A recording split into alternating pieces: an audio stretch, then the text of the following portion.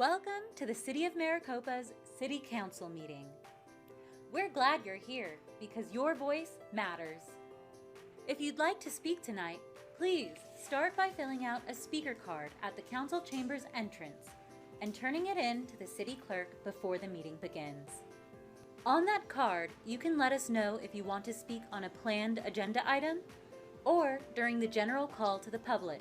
Please keep in mind that all comments are limited to 3 minutes or less, depending on the number of people requesting to speak.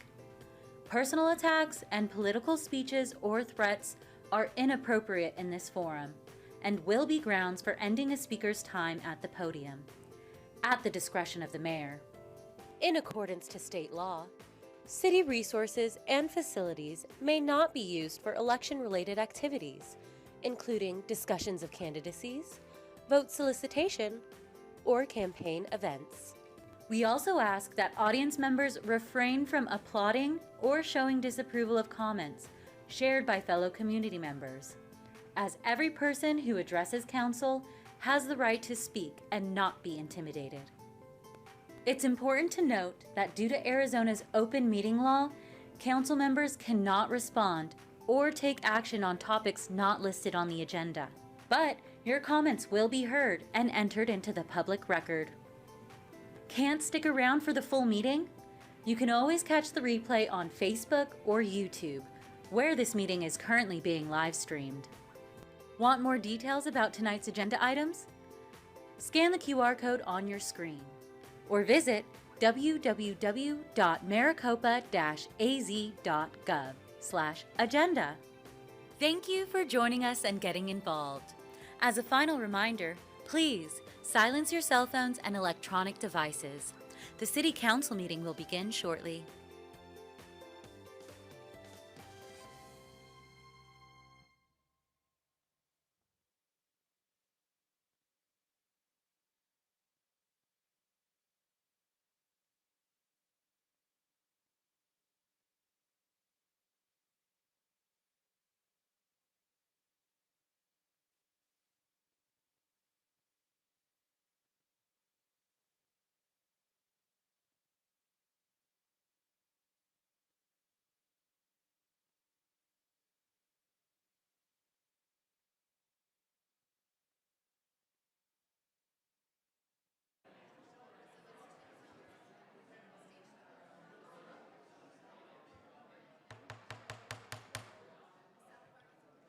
Hello, I'm going to call this meeting to order.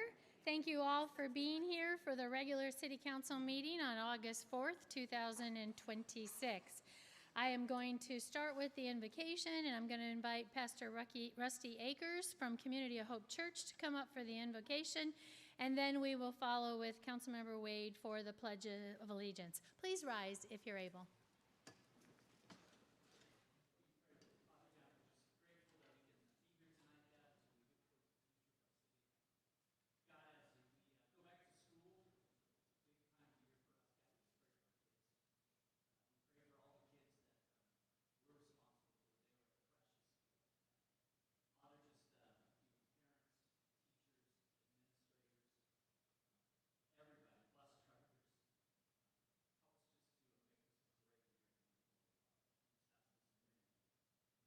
Amen. Please join me in salute to the flag. I pledge allegiance to the flag of the United States of America and to the republic for which it stands, one nation, under God, indivisible, with liberty and justice for all. Thank you very much, Pastor Rusty Akers, and thank you, Councilmember Wade. That'll take us to roll call. Vanessa, please. Councilmember Gettle. Present. Councilmember Knorr. Present. Councilmember Learman. Here. Councilmember Marsh. Here. Councilmember Wade. Here. Vice Mayor Manfredi. Here. Mayor Smith. Here. Madam Mayor, we have a quorum. Thank you very much, Vanessa. That'll take us to proclamations, of which we have 2 this evening. Council, if you'd like to join us down front, I think people would be delighted to have you there.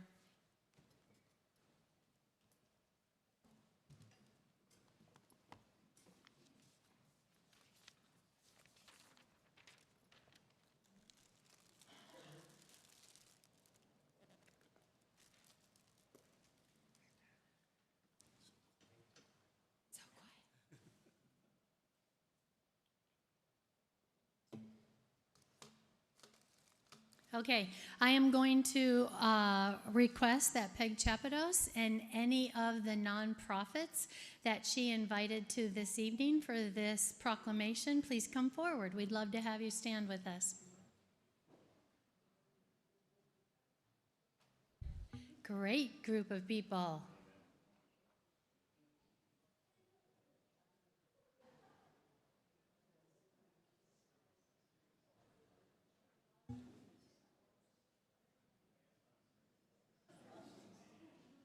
All right. I thank Peg Chapados for bringing this proclamation forward, and I'll proceed to read.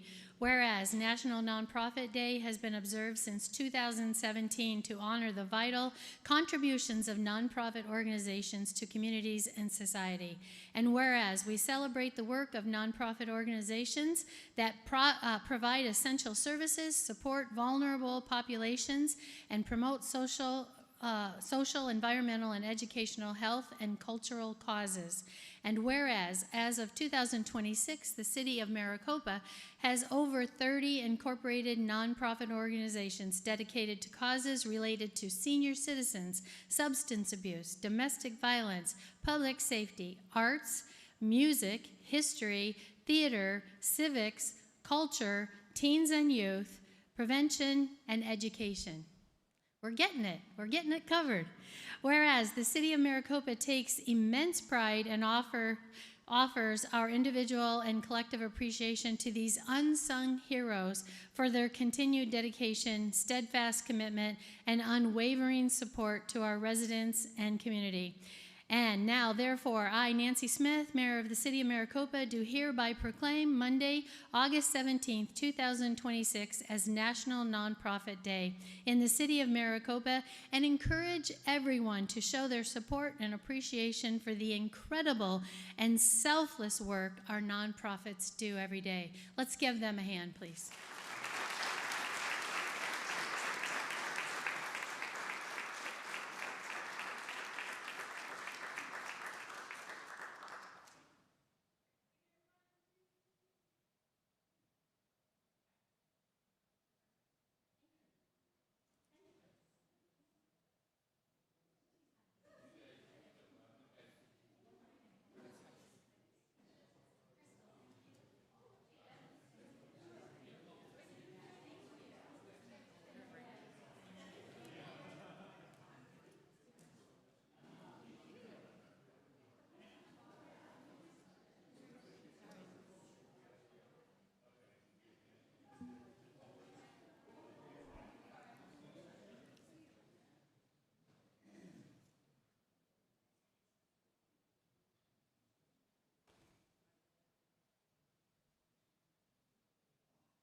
Tori.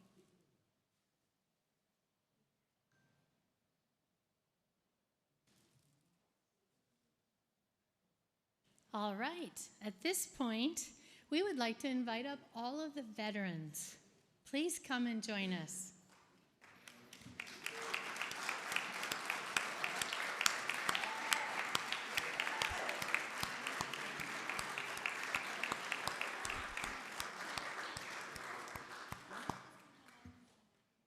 All right, I am going to read this proclamation, and then I'm going to turn it over to Councilmember Lehrman, who has some very special guests that she will introduce to you. And so let's get that started. Whereas the origin of the Purple Heart came on August 7th, 1782, when George Washington created the Badge of Military Merit, a cloth made of purple with gold trim and a single word, merit. And whereas the Purple Heart signifies the sacrifices made by many generations of America's citizens, soldiers, and is a symbol of their willingness to sacrifice all to protect and defend our great country. And whereas the Purple Heart is awarded to those military personnel who have been wounded or injured by an instrument of war in the hands of the enemy, or by terrorist actions, or posthumously to the next of kin to those who were killed in action or died from their wounds. And whereas the City of Maricopa has a rich and proud military heritage, and it's actively involved in assisting veterans and their family members. And whereas the Purple Heart Medal is one of the most renowned military awards and is the one military honor awarded to many but wanted by few. Now, therefore, I, Nancy Smith, Mayor of the City of Maricopa, do hereby proclaim August 7th, 2026 as Purple Heart Day in the City of Maricopa and proudly acknowledge our designation as Purple Heart City to honor those recipients past and present. And you passed the plaque officially in the entryway when you came in. Take a look at it when you head out. And so I'll turn it over to Councilmember Learman. As I indicated, she has some presentations. Thank you.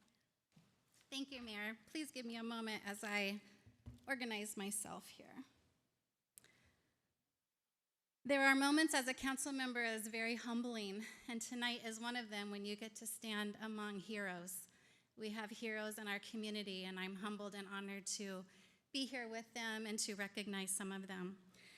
The first person I would like to recognize is Master Sergeant Matthew Beatty. He received a Purple Heart in 2005 and 2011 when he was struck by 2 different IEDs in Iraq.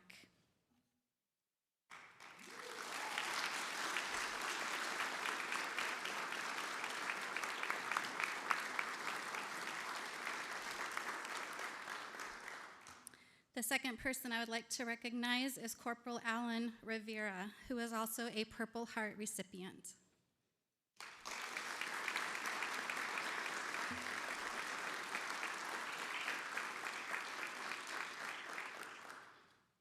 The next person I would like to recognize is Anita Martin.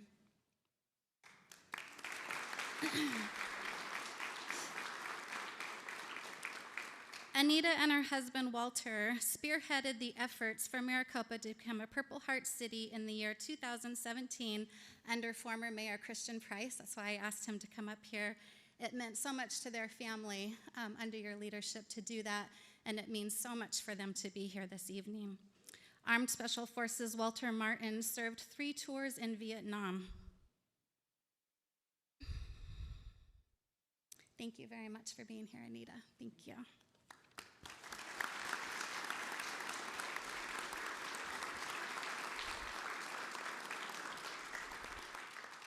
The next person I'd like to recognize is Rachel Luna.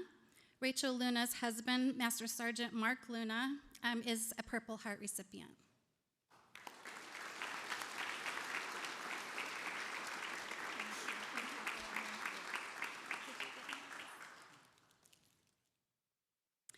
And the last person was not able to be here tonight because they had a death in their family and they were very sad to not be here tonight.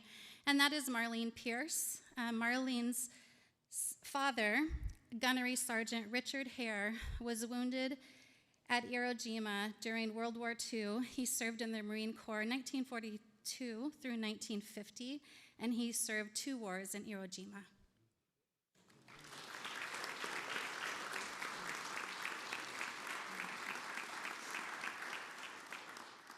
At this time, we would like to present Jonelle Sullivan, who's the commander of the Veterans Center, with a beautiful plaque. Could you help me, Mayor? 100%. Thank you. And we'd also like to present the Veterans Center with a Purple Heart flag.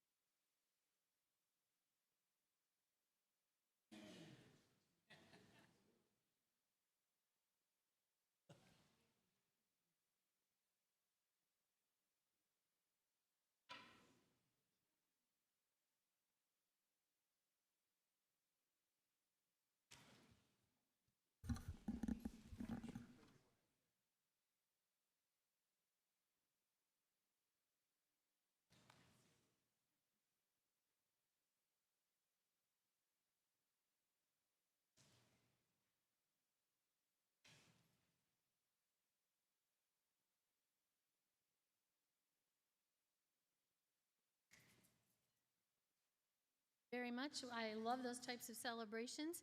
That moves us to the report from the mayor. Council, who would like to share some items? Yes, Councilmember Lehrman. Thank you, Mayor. I would like to wish the Coast Guard a 236th happy birthday today.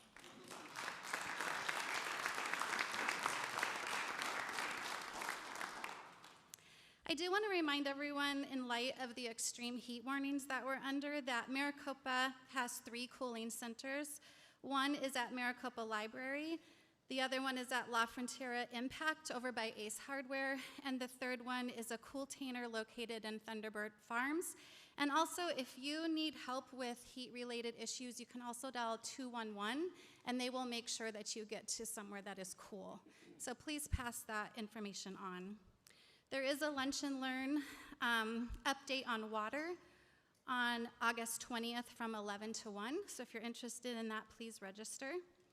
I also wanted to share that Youth Council is recruiting new members. And so this is for our high school age students. If you have a high schooler who's looking for an activity to get involved in, something to learn a lot about, have a lot of fun, and kind of like an internship opportunity because they're learning a lot of skills, a lot of job skills, please see Brenda Campbell. Raise your hand, Brenda. And she will help you get information about Youth Council. I would love to give Broadway Maricopa a big hand of applause. Would you guys join me?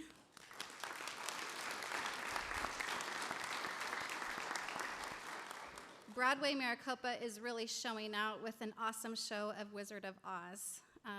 They are still playing, I believe, until August 8th. So if you've missed a show so far, please get your tickets through August 8th. I also want to thank Mayor Smith and Councilmember Gettle and County Supervisor Vitiello. And we had a meeting with the county regarding an animal shelter here in the city of Maricopa. So I just want to thank all of council, but we were the ones that are there, that we are working hard to get an animal shelter here in Maricopa and improve the welfare of our animals here. So we have a follow-up meeting on August 12th with the county, and we'll continue to work on that important issue. I also wanted to share that the library is offering anime for teens and Dungeons & Dragons adventures, as well as robotics for ages 10 through 13. That class, the robotics class, is starting in September, and registration is open right now. So if you have a little one, 10 to 13, who likes robotics, the registration is open right now. Pardon me.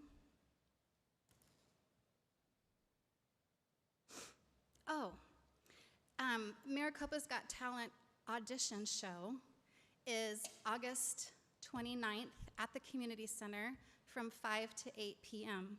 There are different categories. There's a youth category, a senior category, a solo category, and a duo group category. 31 acts, so they're full. So if you want to come out for a free night of fun, they're all local talent. It's mostly all like singers and music instrument people. So it should be a lot of fun. So come on out and enjoy a free night of fun. I think that's it, Mayor. Thank you so much for the time. Thank you very much, Councilmember Lehrman. Councilmember Marsh. It's been 20 days since our last council meeting, and with the primary election, it's been busy. On July 16th, we had a lunch and learn at the Senior Center. Mayor Smith and Vice Mayor Manfredi spoke to a packed house, updating us all on the city's transportation progress, problems, and plans. They did an awesome job, and we gave out several door prizes, including 3 $100 Visa gift cards. That's better odds of winning than Auctions Casino. On July 20th, I attended the Alma Farrell Academy ribbon cutting ceremony.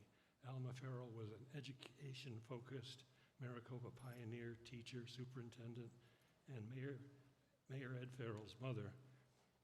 This new K-8 academy is an awesome addition to MUSD, and I hope to see graduates from this innovative program going on to my alma mater, MIT, and to Harvard, Stanford, Berkeley, Princeton, Yale, and of course ASU, U of A, and NAU.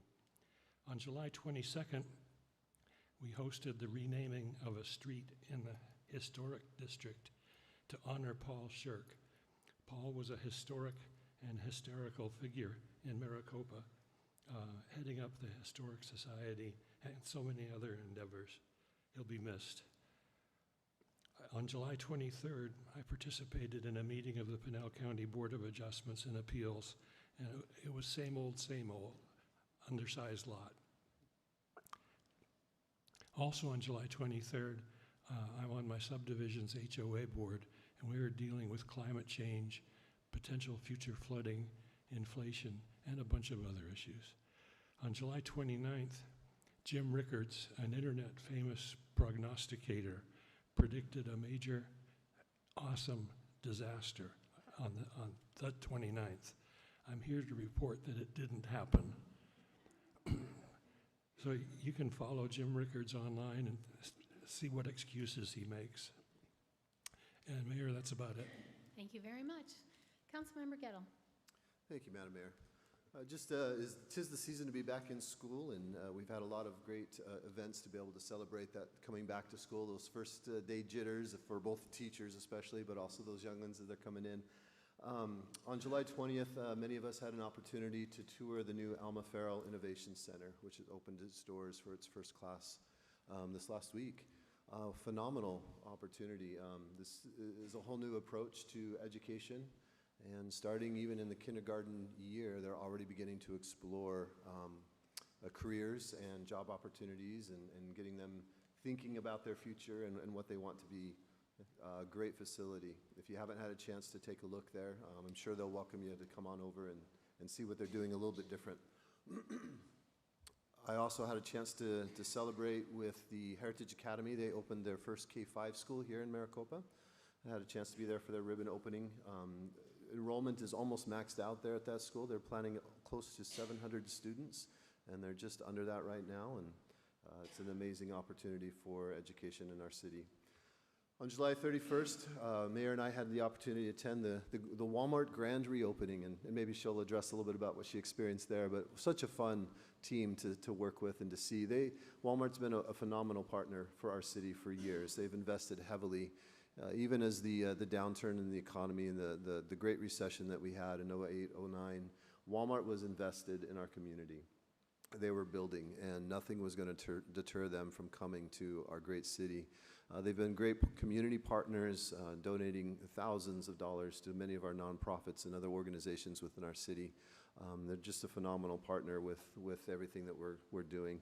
And we're excited for them to be able to offer several thousand new square feet of space for them and in their expansion plans. And I'm not sure we're supposed to talk about drones yet or not, but he mentioned it overline, yeah. But they're looking at bringing drone service here to the city of Maricopa as well. So you'll be able to order your groceries and have it dropped off in your front yard via drone. Pretty exciting news. Pretty exciting news. On August 3rd, just yesterday, Amber Learman and I had an opportunity to meet with some senior staff in our fire and medical department. The question that we were working on is the communication between first responders and individuals with autism and other communication challenges, whether it be a stroke or whatever nonverbal challenge that they're facing. How do we help interface and make that a much smoother transition for individuals in crisis?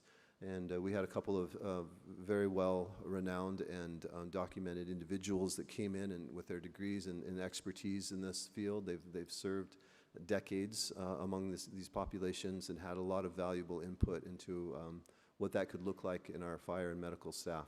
So we're excited to see a lot of that being implemented here in the near future. Now, looking forward on our calendars, if you want to take your calendars out, I'd like to invite you to two fun events that are taking place here shortly. Saturday, August 15th, our American Legion has a fundraiser barbecue. It's our annual fundraiser that'll be from 11 a.m. to 2 p.m. in the community center, in the Veterans Center there in the community center. So please come and have some hot dogs and hamburgers and meet some of our veterans face to face and spend a little bit of money on your ticket and help support this great organization. Additionally, on August 26th at our Library Arts and Cultural Center, we have Cops and Cones, which will be an opportunity for our families to come in and to meet officers face-to-face, have some conversations with them as they scoop them a couple of different flavors. I don't know if there's to be 31 flavors there or not, Chief, but maybe 2 or 3, okay. But a great opportunity to have some ice cream with our police department, get to know them on a personal level, and allow our youth and our children to be able to interface with a police officer and see some of the great things that they do for our community. So that's coming up on August 26th, 5 p.m. to 6:30 in our library. And Mayor, I believe that's all I have for this evening. Thank you. Yes, thank you, Councilmember Gettle. Councilmember Noor. Thank you, Mayor. I also had the wonderful opportunity to attend the Alma Farrell Innovation Academy ribbon cutting and the Paul Shirk Avenue dedication, and those were both in the same week, which I thought was great. It was a wonderful week of honoring those who have really made Maricopa what it is.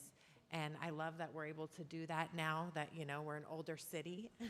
We can honor those who came before us and who really laid the groundwork for what we have today. And so it was an honor and a privilege to be a part of both of those. And I'm really excited about the Alma Farrell Innovation Academy and what it's going to do for our students and their futures and the career focus. It's the first in the state. It's the first K-8 in the state that's focusing on career and technical education. And so I'm really excited how that puts Maricopa on the map and what it does for our amazing students here. And then I was also able to participate in Water Safety Day on July 25th, which is National Drowning Prevention Day. And it was a great opportunity for a lot of different groups to come together and educate the community about water safety. They had hands-on CPR demonstrations available and a drowning simulation, so that they had the helicopter fly in and everything. And so it was really a great opportunity. There was free drowning prevention kits that were donated from Phoenix Children's and free life jackets that were donated from Arizona Game and Fish and the Drowning Prevention Coalition. So it was really great resource for our community. And it's the second annual and looking forward to many more of those, but I highly encourage you to check it out next year. And I also just wanted to, for Councilwoman Learman, she should get all the credit for this, but she forgot to announce this. The very first Friday is scheduled for October 2nd from 6 to 10 p.m.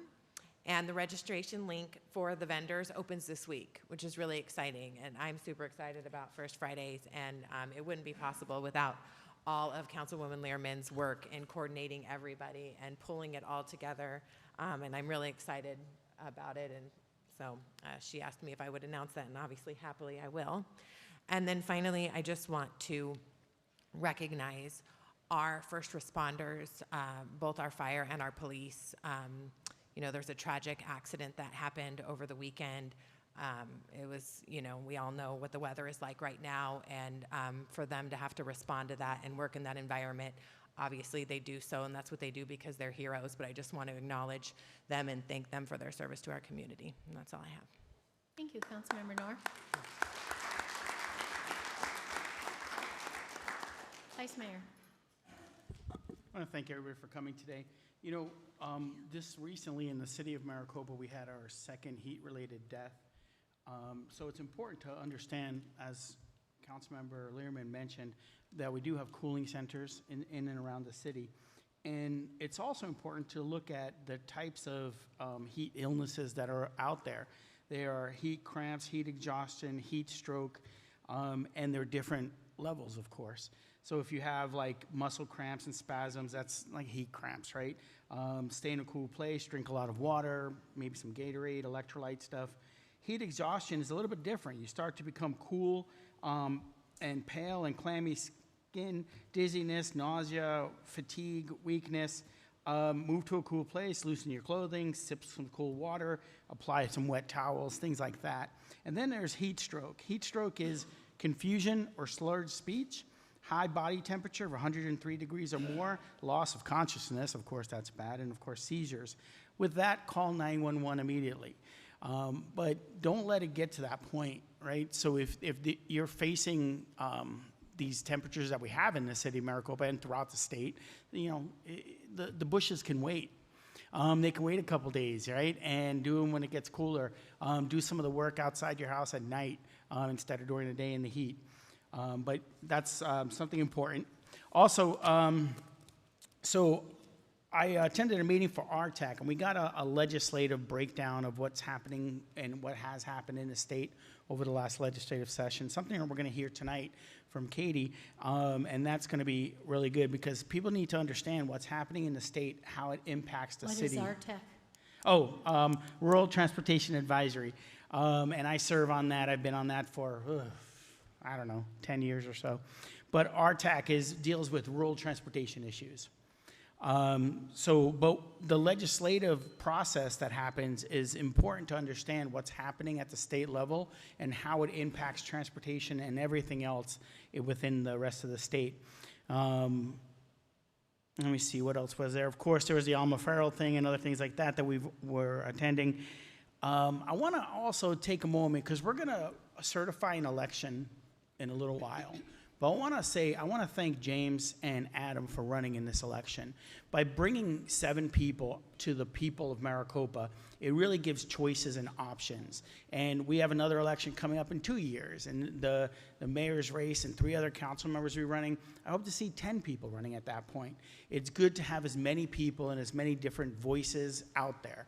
Not everybody can make it onto council, but it takes a lot of grit, and I think our old mayor used to say that, grit, right? It takes a lot of grit. It takes a lot of determination to put yourself out before the people and then see what happens. And it can get bad, it could be good, it could be fun, and it could be miserable at times. But one thing it can be is tiring. And I want to thank those 2 guys. Although they didn't make it to the general election, I think we're going to see their faces around Maricopa for a long, long time. They're much younger than me. So we'll see them around for a long time. But thank you, guys. Thank you, Vice Mayor. I'd like to turn it over to Councilmember Wade, who has an item. Thank you. I was just listening to the announcement in reference to the accident or fire that happened this weekend.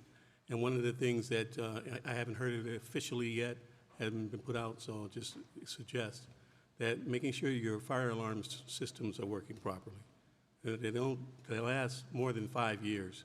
So you need to make sure that you check those systems because it's highly unlikely that if someone was up and about at the time of that fire or those systems were working, then those people would have passed.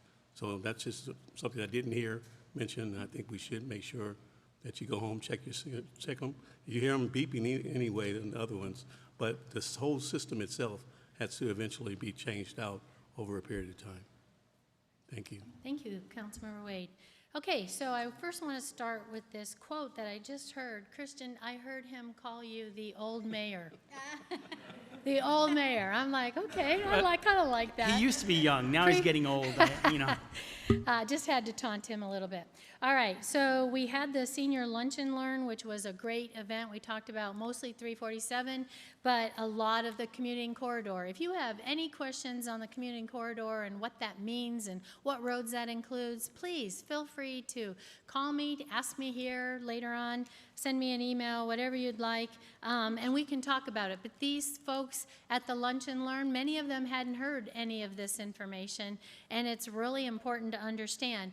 One of the biggest takeaways was to get signed up for 347 newsletters. I hope you all are signed up for the 347 newsletters. They are staying on top of it. I know when that road is going to be closed or meddled with at all points. So please get signed up for that.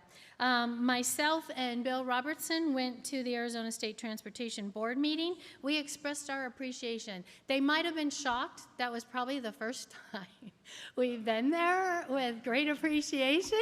But it was really just fun to go there and tell them how well it's being coordinated, what a great job the team is doing. So staying in touch with the State Transportation Board meeting. I, too, also attended the Alma Farrell Innovation Academy. I just can't say enough positive things, but we have shared much here already. Same with the Paul Shirk Avenue sign. I will share, that's one of my favorite things to do is celebrate people. And when we can celebrate people, it just brings great joy to my heart. I also participated in the Growing Together Business Safety presentation that was part of our Business Watch. And I will say that Chief Goodman was there, Chief Patassi was there, and from our economic development, Joshua was there. And they all gave presentations, which I believe the businesses that attended were very appreciative of. And the businesses had already submitted questions, and so these guys worked to answer the questions. If you own a business and you want to be part of the Business Watch, you can ask me, ask Chief Goodman. It's probably on the Facebook, I would imagine, website. Yeah, so get signed up. There's a lot of good information being shared. I went to the MUSD Back to School rally. You want to talk about high energy? They had every single school represented in the MUSD district, and the room was packed over at Harrah's in their conference center, and it was just really great to hear about last year's successes and this year's challenges and their goals. And they've got it all figured out, and I think it's going to be fantastic. I also attended a Blaze Church testimony service, and I want you all to know, they at one point circled around me. They prayed for me, they prayed for staff, they prayed for the rest of council, they prayed for our community, they prayed for you. It was just a sweet, sweet experience, and I love what our churches bring to our community. The city manager and myself also had a meeting with the Pinal County NAACP leadership. Wow, what passion there. That was really a lot of fun as well to find out what they're looking at doing. And one of their main goals was improving how the community receives important information, specifically focused on health. So kind of keep your eyes open in regards to what they bring as well. Did the ribbon cutting for Heritage K-5, which was phenomenal. What I say there is lots of kids were there for free ice cream. And when you see the smiles on their faces, you just know our city is doing it right, our school systems are doing it right. Pretty cool. The Walmart re-grand opening I love because I shared during a couple minutes of speaking how they played a significant part. So keep in mind, the Great Recession, 2007 to 2009, Walmart has to choose somewhere in that time frame whether they're coming or not. And we need them to come because if you remember, every city was challenged with cutbacks during the recession. And we're a brand new city. We're only 6 years old at that point. We needed them to come. So with a lot of work, a lot of joint partnership, they chose to build in about late 2007 through 2008 and open in 2009. They took the risk on us and really saved us in terms of being able to continue offering critical services. So this expansion for them, their staff was really highly energized, just a lot of energy, and I'm excited too. I did get to see a video of the drone service. It's going to be interesting seeing drones flying around. They won't land, the drones won't land on your property. They will extend a string or wire or something and drop the package off at your doorstep. It's going to be interesting. So keep posted. As soon as I know that it's moving forward for, well, they say they're close, but as soon as I know it's operating, I'll let you know on my Mayor Facebook page. Let's see. Okay, lastly, this is an important subject. I've been asked by a couple people if I would just talk about data centers in general. And so what I'm going to share tonight is there's a lot of discussions going on in our city regarding the pros and cons of data centers. You have people who understand what they do. You have people who don't understand what they do. So I want to make you aware that the city currently has 0 applications. So we don't have any applications for data centers. However, we want to make sure that we're prepared. So in late 2025, early 26, I asked the city manager to begin the process of reviewing what needs to be done, researching what other cities are doing. And so our staff is currently in the process of doing that research now and how other cities, how other counties handle this type of development. So really good research going on right now. And through this process, we'll learn what options exist, which ones work for our community, which ones don't work for our community. So my message tonight is to let you know that staff is actively researching the subject. And the subject is so important that we'll be discussing it more in the future. And we're committed to having a conversation with our community. I know I'm committed to having that conversation. I would say everybody is committed to having that conversation. But we want to be well informed, and we want to know what works for the city that doesn't work for other cities, possibly. So just letting you know, it is being researched by the city. And that is the end of our message from the mayor. It'll take us to the message from city manager. Thank you, Madam Mayor, members of the council. First, I don't have a slide for this one, but just a FYI. We did initially have a public hearing scheduled for tonight for an annexation. That's been pushed till next meeting, and so at the, I think it's September 1st is the date of the next meeting, but we just had a mix-up on the notification, and so we are moving that till September 1st, so we'll do it at that time. Two slides that I've got for you on the manager's report. The first, I think, is a really cool summary of a good program that we run here in the community, and that's the summer reading program.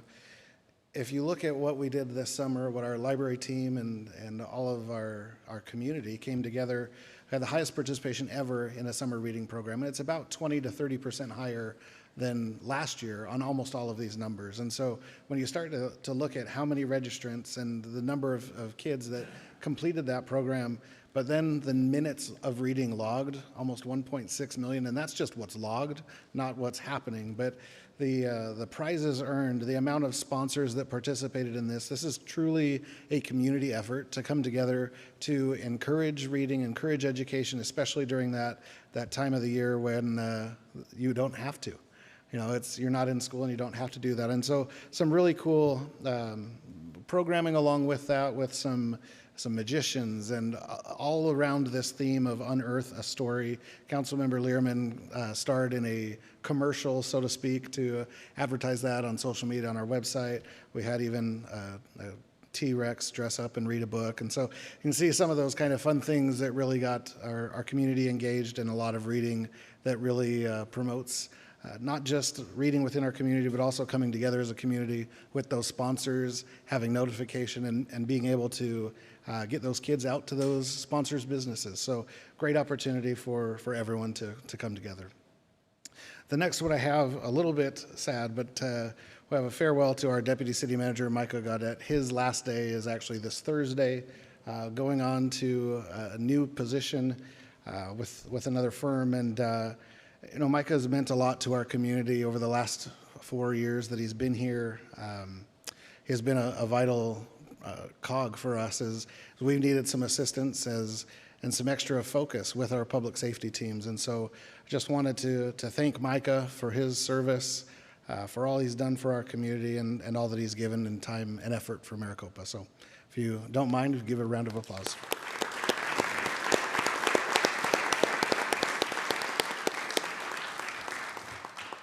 Thank you, Madam Mayor. That's all I have tonight. Thank you very much. All right, that'll take us to the call to the public. Tonight I have 6 cards, and so we will start first with Tori Anderson.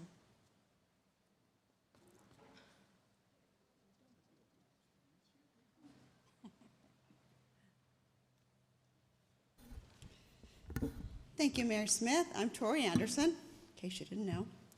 I'm here tonight on behalf of the Open Arms Vocational Living Center, which is for young men who are 18 to 24 who have aged out of the foster care system.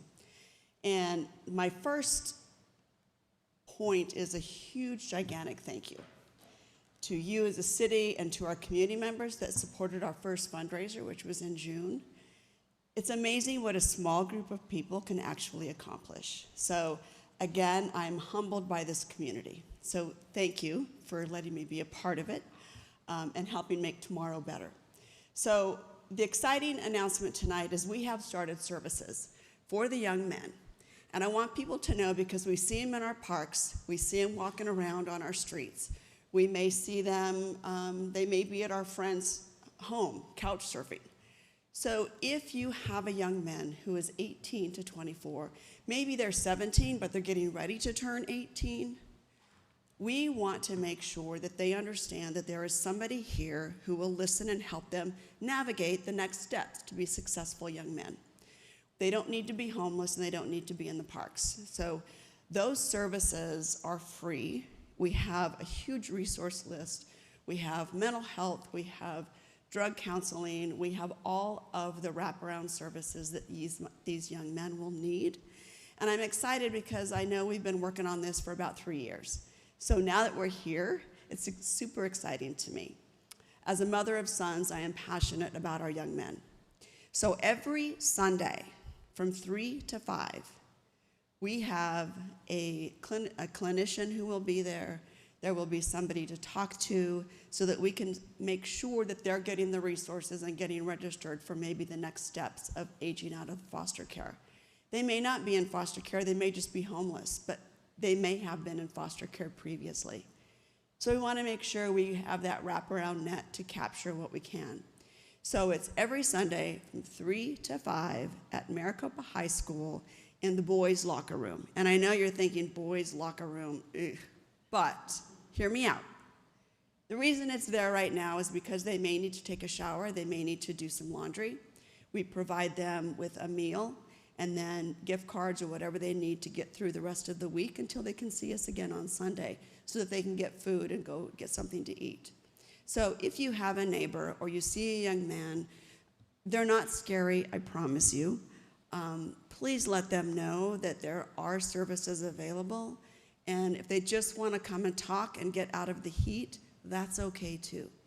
So it's no pressure, it's just let us help you, let us listen.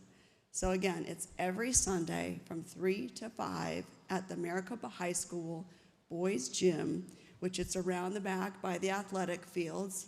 You'll be able to notice it when you turn the corner. We do have signs. I do have cards if someone's interested. So thank you. All right, our next speaker is Ron Smith.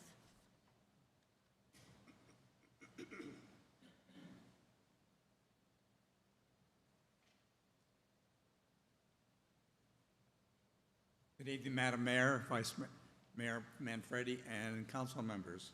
First, that's a tremendous program, isn't it? I'm truly excited about that one. But I'm here to ask you to save a date. Maricopa Senior Living is hosting a Fall Prevention Awareness Info Expo event on Saturday, September 26th from 9 a.m. to 1 p.m. at the Maricopa Library and Cultural Center. This comprehensive free event will focus entirely on fall prevention awareness. There will be multiple educational presentations, 25 vendors, demonstrations, door prizes, a free resource guide, a light lunch, and many resources to take away. But this is not just a one-time event, but a kickoff for additional activities, such as 8-week Matter of Balance classes, home fit assessment workshops, mobility clinics, and free home assessments that will be announced at the event and delivered over the weeks following the event. Please add this event to your calendar and drop by, meet some new vendors, and learn how to maintain your independence. Unlike chronic diseases, falls are preventable. I've provided you each with an event flyer, and I'm leaving more here for people in the audience should they want them. In case you're interested, by the way, there are some event sponsorships still available.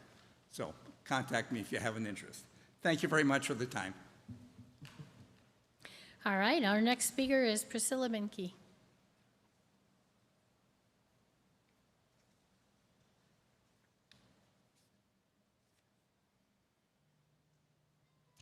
Good evening, Mayor and Council. I'm here tonight because I care deeply about the young people growing up in our city.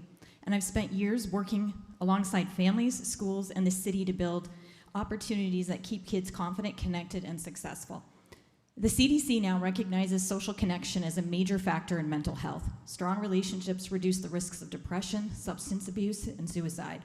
Youth who feel connected to their families, schools, and communities have better outcomes in nearly every area of their lives.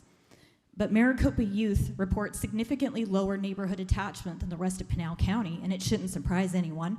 We're one of the fastest growing cities in the state. Thousands of families spend hours each week commuting on the 347, missing critical after-school hours when young people are looking to connect. And if they don't find belonging through healthy relationships and positive opportunities, they're going to find it somewhere else. These aren't nonprofit problems, these are community problems. And when communities identify a problem, priorities become visible with what they've built. Yet, as Maricopa builds community events, senior and veteran services, memorials, arts programs, and concerts, youth-specific services are disappearing. We once had an esports class, cooking classes, and mobile rec units, and to this day, I'm still asked by community members, where did they go? I want to ask you, where did the financial support for those programs go? They were not replaced. In fact, Be Awesome was recently asked to financially support one of the teen summer programs that's run by the city. The general plan offers a single page for youth services and lists very few community partners, but make sure to include the MVD. For years, organizations like ours invested time and, in some instances, financial support because we believed the city was serious about building partnerships. Recently, an RFP for youth services was issued. Organizations responded to the process presented, invested significant time, and then learned months later that the city's intent had been something completely different all along. That cost is valuable time, planning, and trust. This is just one of many examples where the city has complicated partnerships that serve youth. This is now a years-long pattern, and partnerships should reduce barriers, not create new ones. The city routinely asks organizations to volunteer, support events, and sponsor activities, and yet they do so with a phone call, a text, or an email. Yet when organizations ask the city for support, we're asked to navigate months of process, multiple solicitations, and changing expectations and uncertainty. What message do you believe this is sending organizations willing to invest in Maricopa's kids? Because I know what message we've received. If youth truly are a priority, that should be visible in your investments, your plans, and your partnerships, and the way that you value organizations willing to do this work. This isn't a request to fund my organization. We have and will continue to serve regardless. This is a request to build a city where organizations wanting to invest in youth feel welcomed and are done being discouraged. Every year we delay building opportunities for our young people, someone else is building an influence that will bring outcomes that we don't want. Thank you. All right, our next speaker is Tina Dugan.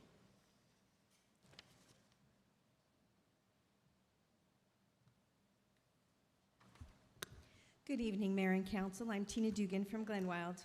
I want to address the city's handling of the Teen Services RFP and the claim that this is a public-private partnership. The city issued an RFP for teen services that was due May 10th. 7 organizations responded. They spent time developing programs, identifying staff, calculating costs, and submitting the budgets the city required. Then the city waited 80 days to tell them they had no intention of providing funding. If the city never intended to provide funding, that should have been clearly stated in the original RFP. Instead, 7 organizations invested their time and resources responding to a request that did not accurately explain what the city was offering. This was a waste of their time. It also created one more unnecessary delay in finding a way to help Maricopa's teens. Now, we know the city has reissued an RFQ and is pursuing a public-private partnership where the city provides resources but no funding. Marketing has been mentioned as one of those resources. Marketing does not pay for qualified employees, background checks, insurance, training, supplies, equipment, administration, or supervision. A city facility and its utilities should also be considered resources. But if an outside organization is expected to provide all staffing, programming, insurance, supplies, and operating expenses, what kind of a partnership is that? If the city provided these programs directly, it would have to hire staff or contractors. It would have to budget for those positions and have operating costs. Using an outside provider may reduce the city's cost, but it does not make that cost disappear. It simply transfers that expense to the organization providing the service. Without city funding, the organization will likely have to charge families. That may put the program out of reach for some of the teenagers who need this the most. We need clarification also about the city's fee schedule. If this outside provider charges for programming in a city facility, will the provider then owe the city rental fees, staffing charges, utility costs, or a percentage of their program revenue? If so, the organization would provide the staff, assume the financial risk, charge families to cover the cost, and then possibly pay that money back to the city? That's not a balanced public-private partnership. The city currently helps support programs and activities benefiting the arts, seniors, and veterans. Every one of those is an important priority, but our teenagers are also an important priority. A city should be willing to invest in the people who live here, not only a select few groups or programs that happen to fit within existing policy. And I'm not asking the city to write a blank check. I'm asking it to identify the teen services our community needs, calculate what those services would cost if the city provided them, and make a meaningful contribution toward delivering them. Thank you. All right, the next speaker will be Dr. John and May.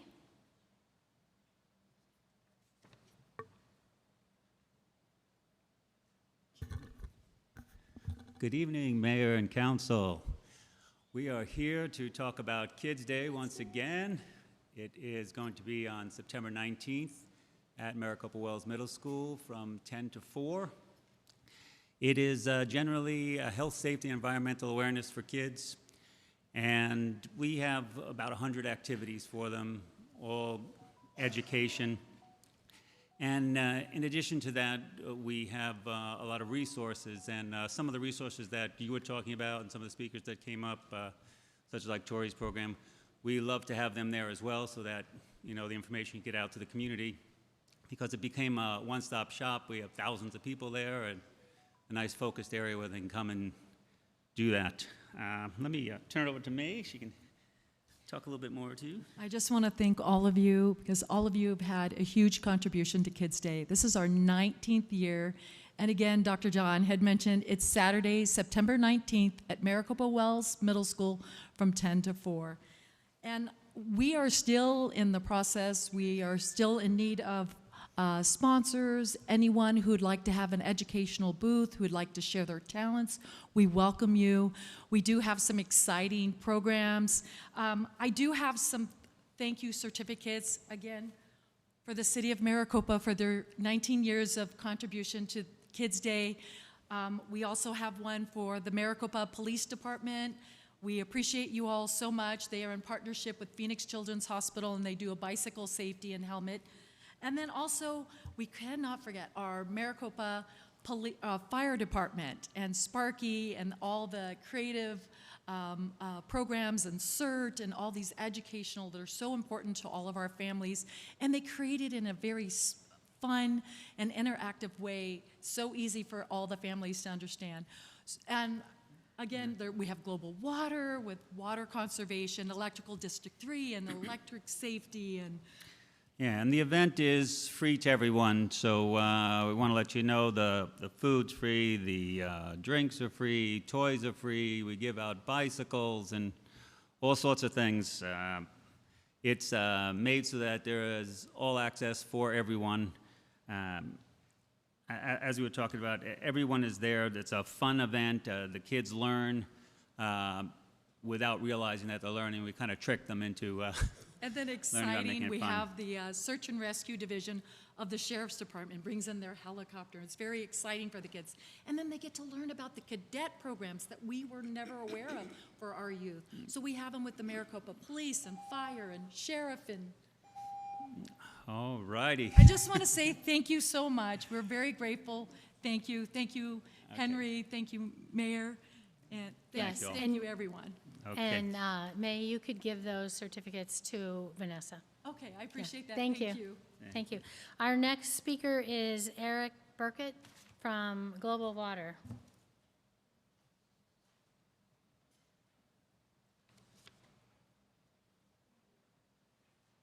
Good afternoon, Mayor Smith, council staff.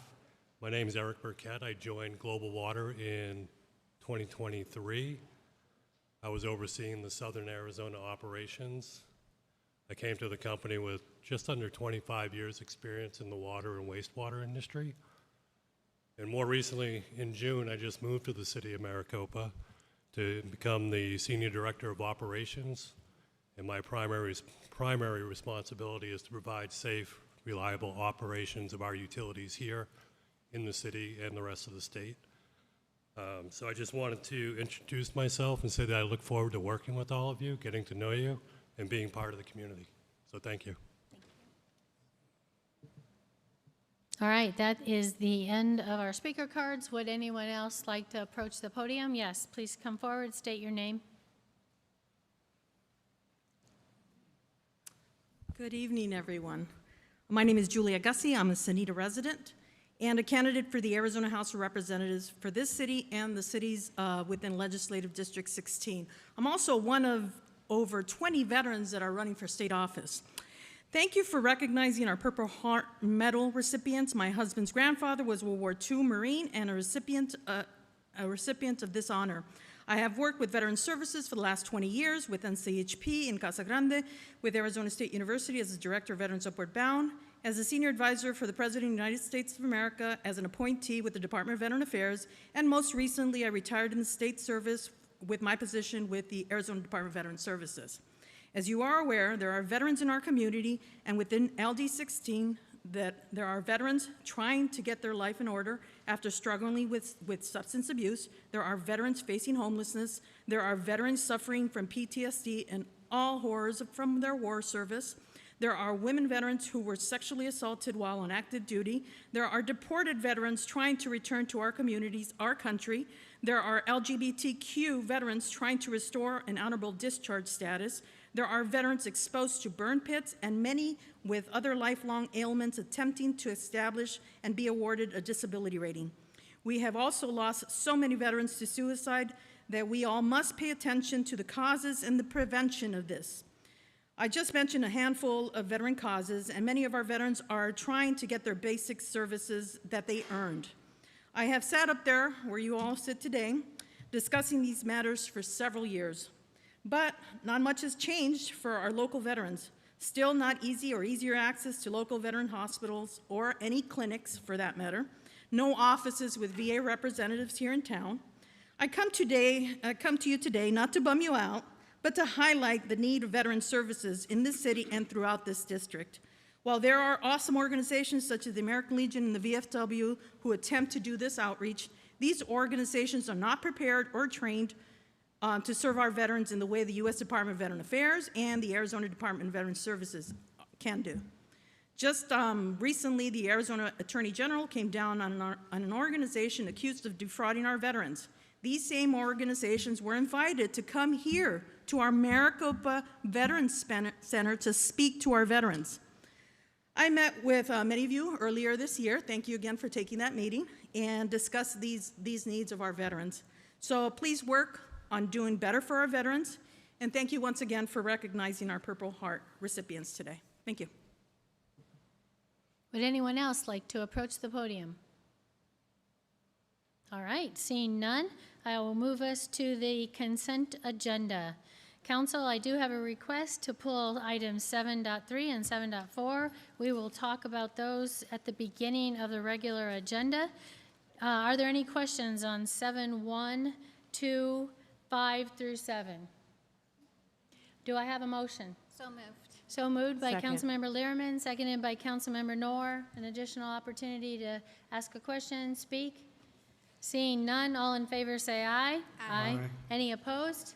That motion carries. All right, that'll take us to the regular agenda item, which we will address items 7.3 and then 7.4. And they may be all similar, but, Vanessa, if the questions are similar based on 7.3 and 7.4, we could handle those together. Yeah, okay. All right, so I'm going to turn it over to Vice Mayor. Thank you so much. I actually sent a bunch of questions over to our staff and got a ton of answers for them, but I just wanted the people in the audience to know, and Quinn has a couple answers, I believe. My goal by pulling these is to make sure we make sure that businesses understand that these opportunities are available. That if you have a business in the city of Maricopa and you're interested in serving either alcohol or whatever it is at our events, to please reach out. You know, I was at the July 4th, what do we call it? Great American 4th, right? Yeah. I was at the Great American 4th, and I do enjoy a beer once in a while. And I was at the Great American 4th, and sadly, there was such a huge wait that, you know, because there were so many people. So I'd like to see where, you know, we get the more people involved, more than one tent maybe, more than one business at the same time at these huge events with 10,000 people, maybe bring in 2 or 3 different folks that are going to be able to do it. All local, I hope, But if there's someone outside the city that can come in and do the same process and help us, that's good too. But I would hope it's always going to be a local business here in the city of Maricopa that's coming out there and serving our folks. One of the questions I had was our outreach history, and how do we find these folks? And if you can just elaborate on that. Absolutely. Thank you, Vice Mayor, and thank you, members of council. Honestly, we love how much interest there are in events. You guys all do such a great job of supporting those events and honestly asking these types of questions publicly. It's like free advertising to really get that message out there. So we appreciate that. That might have been the point.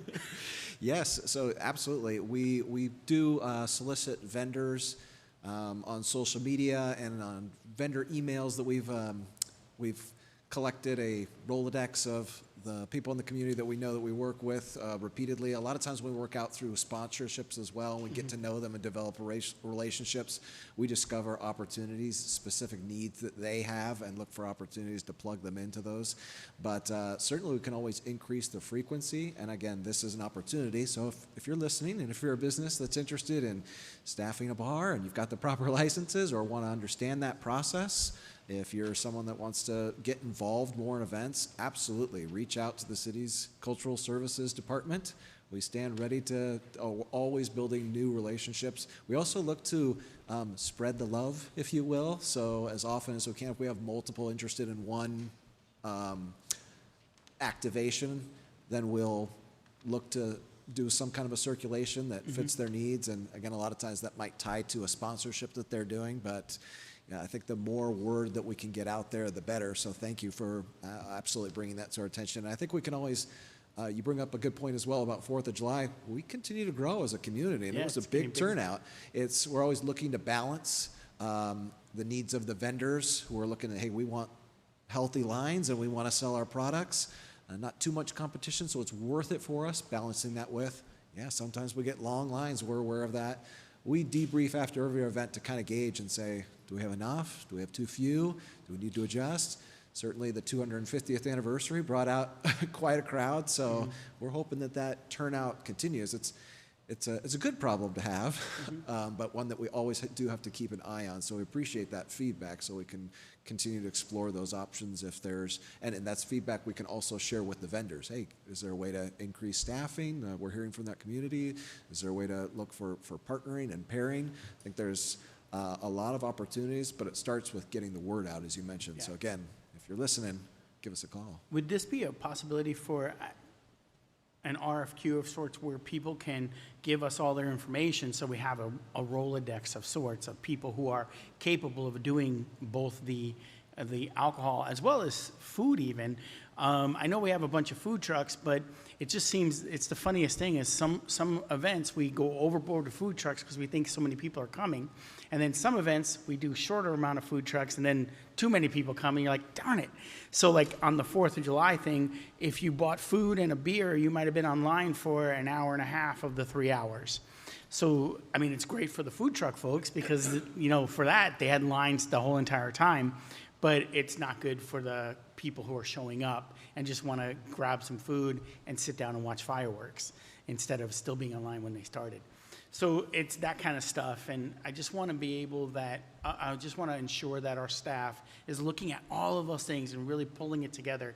And I know you do a great job, and Travis, and everybody's out there trying to figure out, Brenda's out, everybody's trying to figure out how to make sure it's perfect, but it's never going to be perfect. We know that.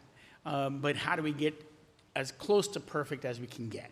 Right? So that's why I pulled it. I just want to have the conversation so we can have a little bit of discussion and people out there, maybe the press writes a story about it, and the people out there understand that there are these opportunities in the city of Maricopa to really expand on what you're offering in the city. Absolutely. And looking at larger cities, I think as those events grow, I think out of necessity, sometimes it moves into an RFQ or RFP type situation, and certainly something that we can explore. At the level we're at right now, again, everything's on the table, everything's worth exploring. I know that process can be a little cumbersome, so right now, if they're just approaching us, we can immediately get them in, but as you mentioned, Yeah. we're certainly open to the conversations if that's the most efficient way of doing that, and if we deem, and certainly with your feedback, if there's desire to explore that, we can do it. Great. Thank you. Additional comments, questions? Yes, Councilmember Wade. Thank you, Madam Mayor. Quinn, explain to us, if you would, please, as short as you can, the exact process that you go through to notify a vendor, is actually reach out to, select, and notify a vendor that they're going to serve the community for a particular event, whether it be Friday, 4th of July, or whether it be Salsa Festival, which we are all glad to hear is coming back to the city of Maricopa. But can you give us kind of a shortened step-by-step process so that people won't be surprised?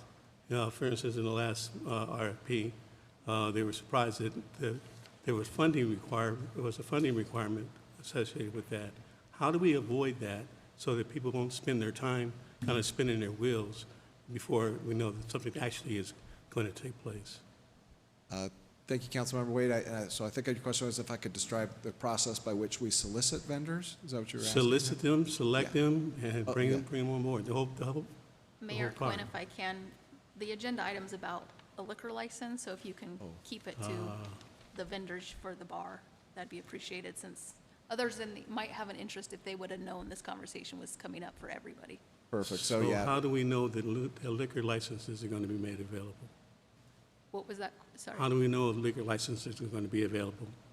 Well, yeah, he can answer the liquor license question. I just wanted to make sure he didn't get into food or other vendors that Yes, aren't on ma'am. the agenda. Thank you. Yeah, so we're aware of the businesses in town that have liquor licenses, and we proactively reach out to them to gauge their interest in doing that. Some that have interest in the past don't have interest right now. They may have interest in the future. Some that didn't have interest in the past have interest now. But we proactively reach out to them and invite them to reach out to us. And as I said, we try to be equitable with that and spread it around pretty transparently. Right now, we have one that's expressed interest in doing that continually. But to the Vice Mayor's point again, if we're missing you, please do contact us and let us know. And as I mentioned, if we were doing an RFP process openly for that liquor license, it would be the same end result that they would end up approaching us. So you can approach us today. Does that answer your question? Well, with the limitations that we have, I have other questions, but we'll ask So that yeah, very another specifically, they contact Nick Brooks. He's specifically over that with our events if they're interested in that liquor license and vendor opportunities. And we take their name down and say, great, how can we get you involved? All right. Thank you. Great. Additional questions? Yes, Councilmember Nora. Thank you, Mayor. Thank you, Quinn. I think that's an important point, though, that we need to clarify is there are you have to have a liquor license. The city's not providing a liquor license. You have to have, the person that's serving has to have their own liquor license in order to be qualified to provide this service at the city events. And so that certainly limits the amount of people who have those in the city. But like you said, if there is somebody out there that's interested that has that liquor license, they should definitely talk to the city. So, Or yeah. interested in figuring out how to grow to that. That Right. information is readily available online as well. It's state statutes and pretty well spelled out. City Manager. Yeah, thank you, Madam Mayor. Totally agree. We have about 20 to 25 groups or businesses that have the type of liquor license that would be required as a base to be able to provide liquor at a special event. And so there is a very specific set of state statutes that govern the special event liquor license process.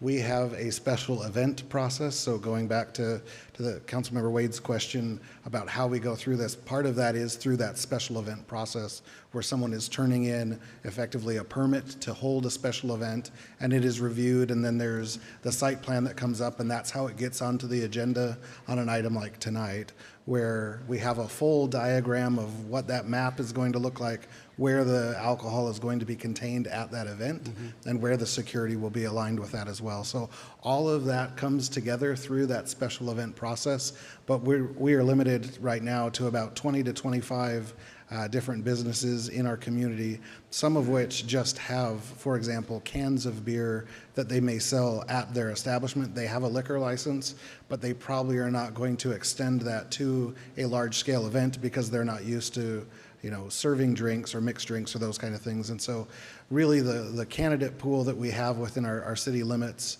is pretty limited, even if you consider that 20 to 25 amount of people that have that appropriate class of the liquor license under state statute. Yes, Councilmember Gettle. Thank you, Madam Mayor. In reviewing all three of these applicants, and maybe it's just in our packet, it appears that all three applicants are a little bit deficient on what their diagrams need to be displaying. And so I just wanted to verify with staff that these applicants have met all of the requirements for their diagrams. Yeah, thank you, Madam Mayor, Councilmember Gettle. These are submitted to the state, so the state is the one that dictates that process. If there are deficiencies, they can send them back and we can make some of those corrections. But to this date, I don't know that we really have had concerns as it relates to any deficiencies in the application process. Those have been approved by the city council and then sent to the state, and the state reviews those, and we make any corrections following that. Thank you. Thank you. Additional comments, questions? Yes, Vice Mayor. And to clarify, I didn't pull 7.7 because for that's a individual event outside the city's purview. What I was looking at really was 7.3 and 7.4 because they're city events and how that we as a city, as an organization, pick the folks who are going to be presenting at these events that we have, the big events we have. So I just wanted to, get that out there and get people to understand that there are opportunities. Just get your name in the hat, really, and reach out to Nick and tell Nick, hey, I want to do this one day. And maybe there's an opportunity for them at the movies in the park or something like that. And then we can see how they go. And then, as I said, at these large events, more than one. So maybe 2 or 3 different vendors having small booths would be better off for the community. Anyway. Should stipulate that congratulations, Nick. He's out on baby leave. There you go. So you can email me until he's back. Yeah. So with that, if you'll accept. Yes, I'll accept a motion. With that, I'd like to move to approve 7.3 and 7.4. Second. Seconded by Councilmember Lehrman. And one last chance for comment, question. Seeing none, all in favor say aye. Aye. All opposed? That motion carries. Very good, thank you. And that takes us to item 8.1, which is a presentation on Economic Development Strategic Plan. I do have one speaker card. Tina, would you like to speak now? Or after the presentation? Okay, then why don't you come forward now? That's all right.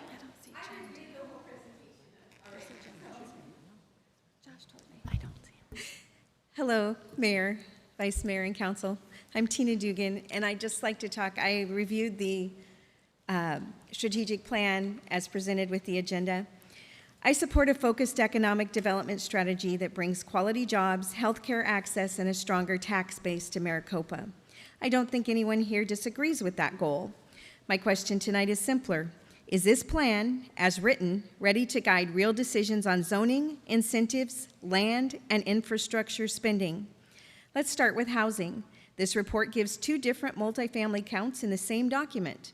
The main analysis says 211 units, and by the way, it's 2024 numbers that are quoted in here, which to me seems odd. We're in 2026 that we didn't have some updated numbers. The appendix says 3,106. That's a big enough gap that it deserves a closer look. One of the report's tables also appears to need correcting. It's titled Occupied Housing Units, but its total lines up with our overall housing stock. Numbers nerd. Not our occupied units. And neither number reflects the roughly 1,200 multifamily permits issued in 2024 alone. Before we use this data for zoning decisions, I'd like one number that we can trust. Second, the report's own appendix shows our commercial and retail development fee at over $15,000, while every peer city listed runs $2,000 to $6,000. I didn't see that comparison reflected in the recommendations, and the report itself notes that fees like this can affect where businesses choose to locate. I think it's worth a closer look. Third, in 2024, we were told we are leaving Meta, which would save us more than $650,000 a year.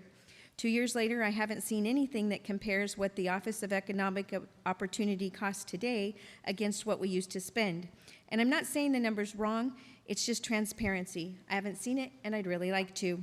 Here's what I'd ask for. Before this plan supports any zoning change, incentive packages, land purchases, or infrastructure commitments, I'd like staff to bring back one reconciled housing pipeline, an actual cost comparison for the meta transition, and an implementation plan for all 10 recommendations, each with an owner, a timeline, a cost, and a way to measure those results. I think we can measure success by more than the number of forms received or acres in a study. I'd like to see it measured by businesses that actually open, permanent jobs that actually go to Maricopa residents, and the benefit to the people who already live here. I just want us to get it right. Thank you.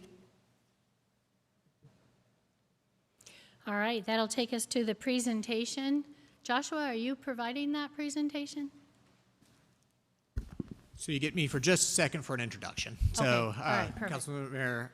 council members, Mayor, just wanted to introduce. Oh, he was hiding over there. Yeah, so Jim Okay. Rounds with Rounds Consulting will be doing the presentation. Thankful for all their work in putting this together. Jim was here a few months ago, and since that time has talked to many community members, businesses, and so excited to be able to have this shared with you. So, with that, Jim. Thank you, and welcome. Mayor, members of the council, I was looking forward to being back here for many months. We had a great opening discussion. And for the comments that were just made, we'll double check any of the data. The reason that there is 2024 data in some cases is that we ended up expanding our scope with no additional fee because there was a lot that needed to be covered, and so the time frame was a little bit longer than anticipated. But we think that the product as a whole came out well. I do feel like we cover how you are going to pay for things. You can't pay for things if you don't have economic growth that produces a positive return on investment. If it costs you more than you're going to be collecting, then it's going to be a burden on current taxpayers. Our focus was on how can you increase the quality within the community, because that creates the revenue. You also have a lot of not just retail leakage, but economic development leakage. A lot of businesses that would normally be here are located elsewhere. And a final thing that we wanted to bring is we didn't want to just do a typical strategic plan. A typical strategic plan is one that says you need to create higher wage jobs. How do you do that? Work hard. Another one is, all right, you don't really have a lot of healthcare facilities. We talked to 3 different hospitals at this point, and we have 2 of them that are going to be talking to you shortly about potentially locating here.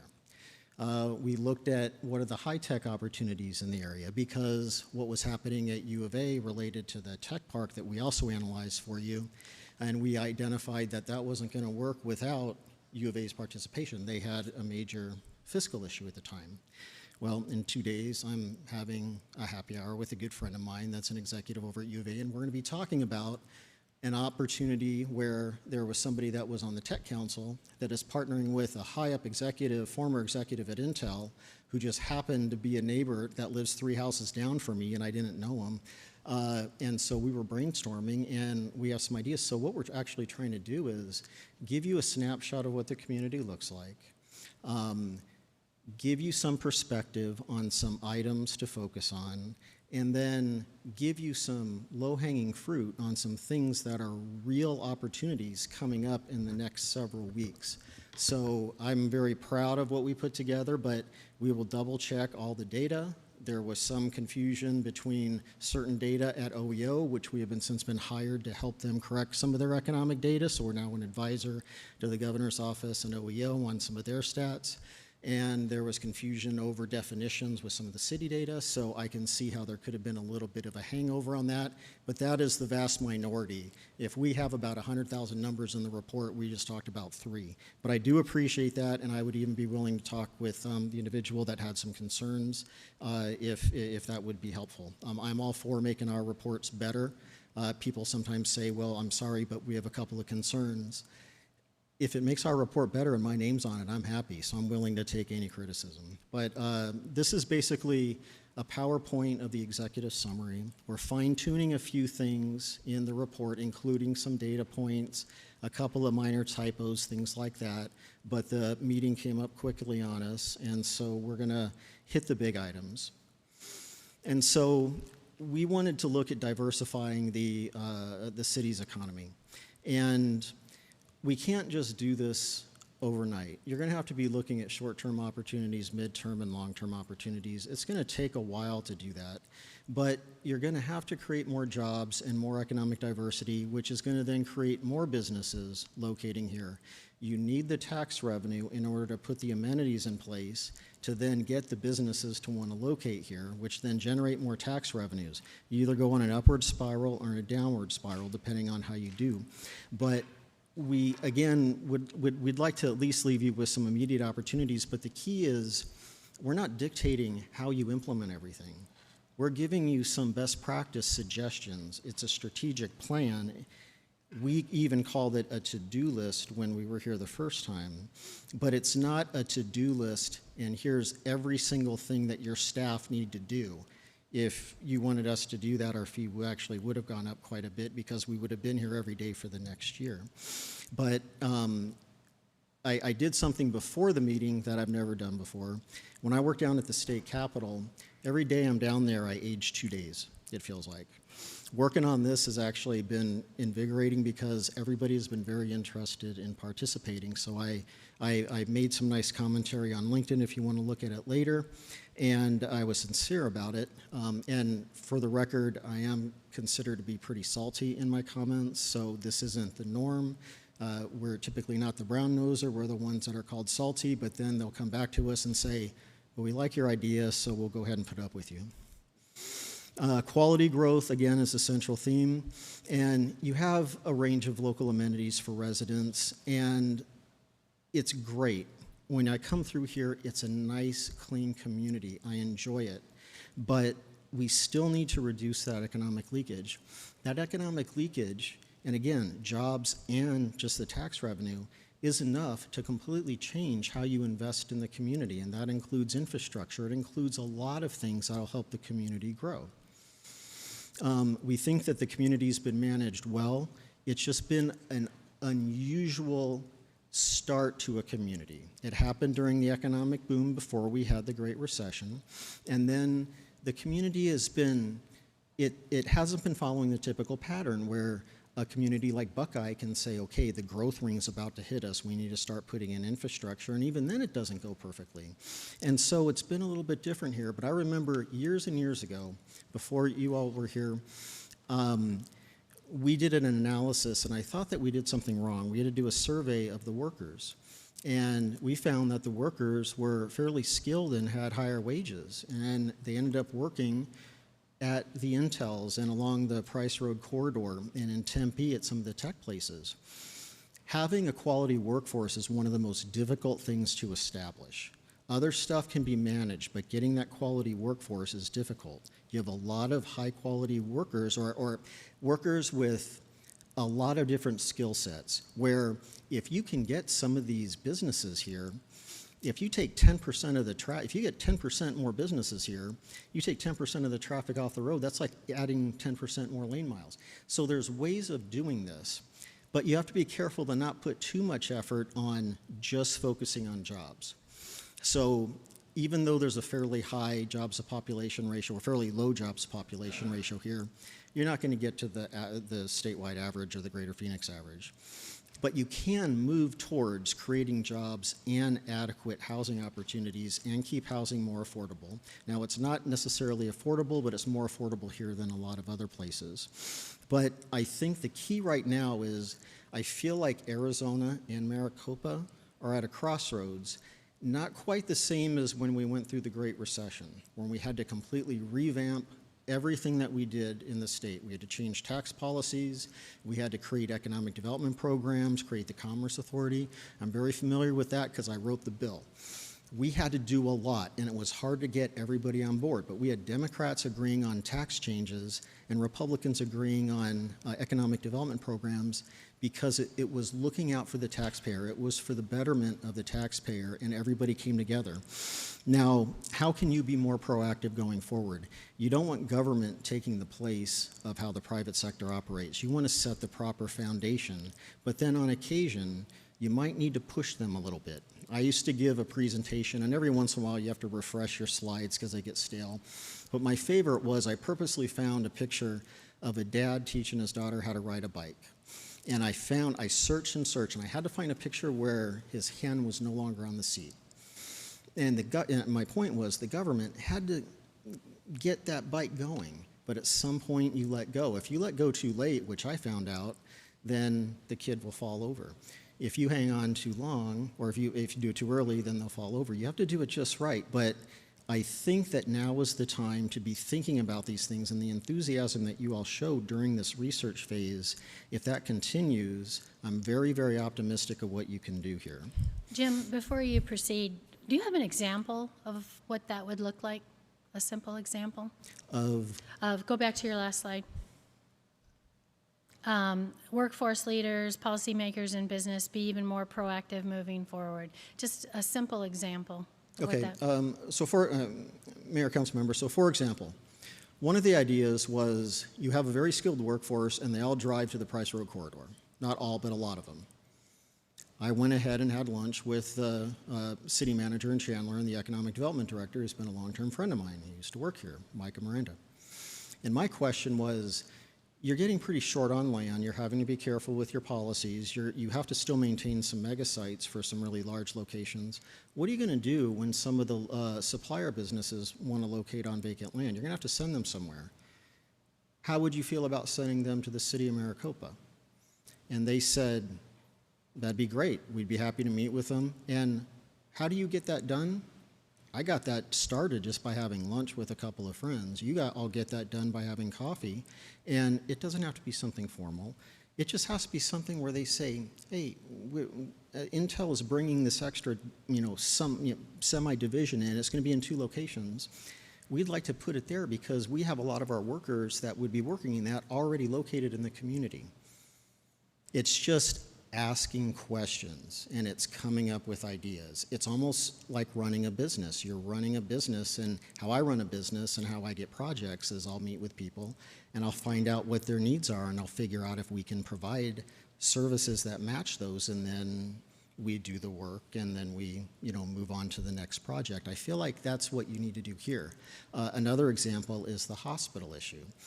Years ago, when we were doing economic advising directly for Dignity, for the executives, we were this close to getting them to do their micro-hospital on their site.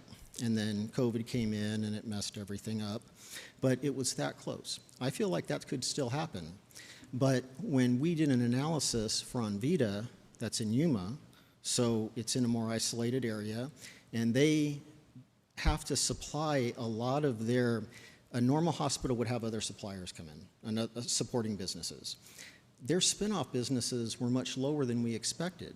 It was because they're providing as part of their direct operations, they're providing these additional businesses too. So they would be able to bring in the supplier businesses as part of their operation. And so I talked to the CEO and we visited several times, and I recommended that they talked to Maricopa a while ago, and there was an assembly of land issue that was brought up. And with the exception of a particular internal issue that caused them to have to deal with another expansion in southern Arizona, they were going to come up and visit with you all.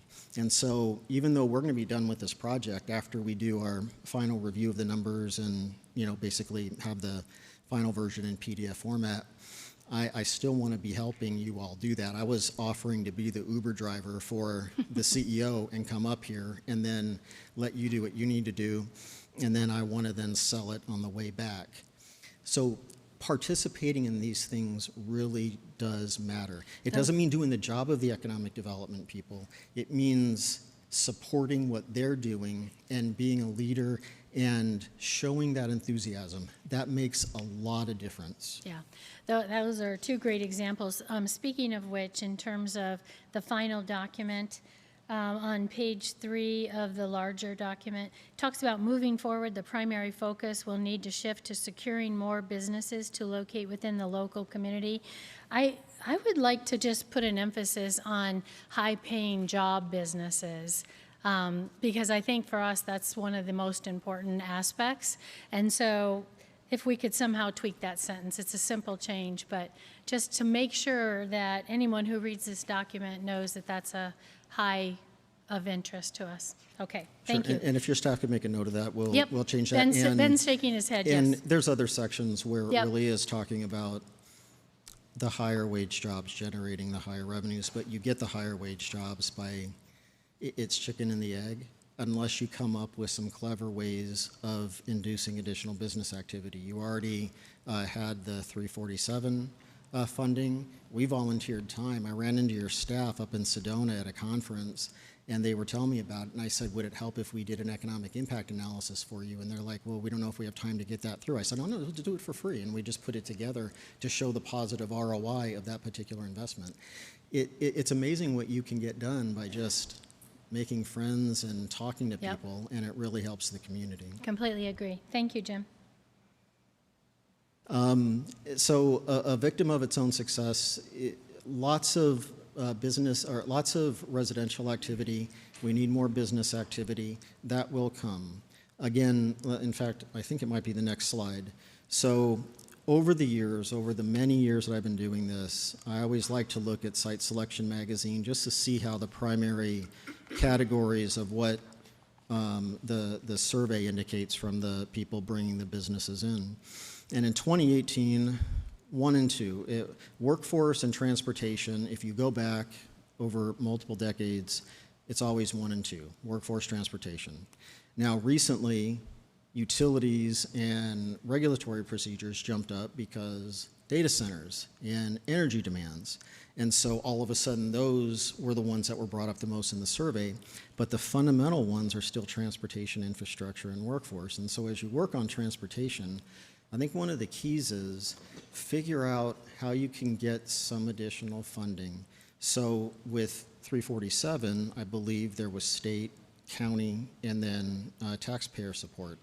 There'll be other opportunities to connect with the roads, but the key is going to be not just expanding the roads, but making it so the people here don't have to drive there. I took a call on the way here, and they said, oh, it sounds like you're in your normal car, because I got a short car, and I get little chips in the windshield. And they asked me about that, and I said, oh, no, I'm only going 2 miles an hour, so I think I'm safe right now. But that's gonna be fixed. And the more that the local businesses and the base sector businesses come in, those people aren't going to be driving to Chandler anymore. It's going to take a lot of pressure off the current infrastructure. On that slide, the top item, utilities availability, cost reliability, I read that, I'd like to know how you meant for that. I read that as in order to bring businesses here that want to invest in our community, we need to have the utilities close by. Does the city need to invest in that ahead of time and then get reimbursed by the company? Or what do you mean by that? So this survey is more like a statewide type comment, but it can be used at the local level as well. Okay. And so, for example, when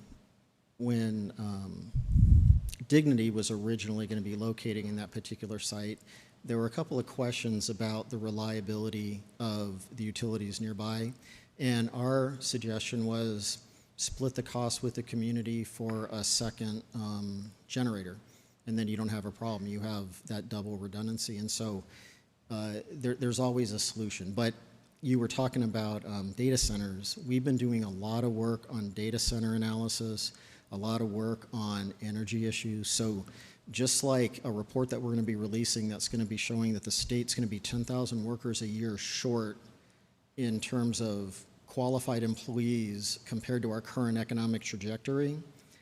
We did that for the Board of Regents, and it'll be presented at the League Conference. But we also had recommendations on how to close it, and I'm optimistic because we did a lot of work to help advance the state's economy, and now we're playing catch-up. And how do you play catch up? You try to figure out ways of closing that 10,000 worker a year gap. In fact, the woman that was talking about running for the legislature and being interested in veterans affairs, and this kind of was a veterans themed meeting, that was one of our suggestions. And we weren't asked to put suggestions, but I don't like to complain about something and then not maybe put a solution. So one of it was going to be work with the veterans, figure out ways of getting them higher levels of education, extra skills. Because in every case when we deal with workforce, the cost of helping those individuals is far less than the extra taxes that they pay within a very short period of time. It's a positive ROI.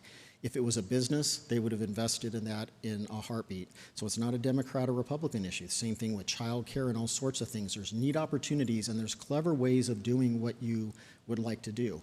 And as one example that I didn't include in this, but it's worth noting because I didn't include in it, one of our ideas was brought up, I brought up at a conference when they were talking about the $10 million that the state spent for childcare support, and it was helping 900 parents.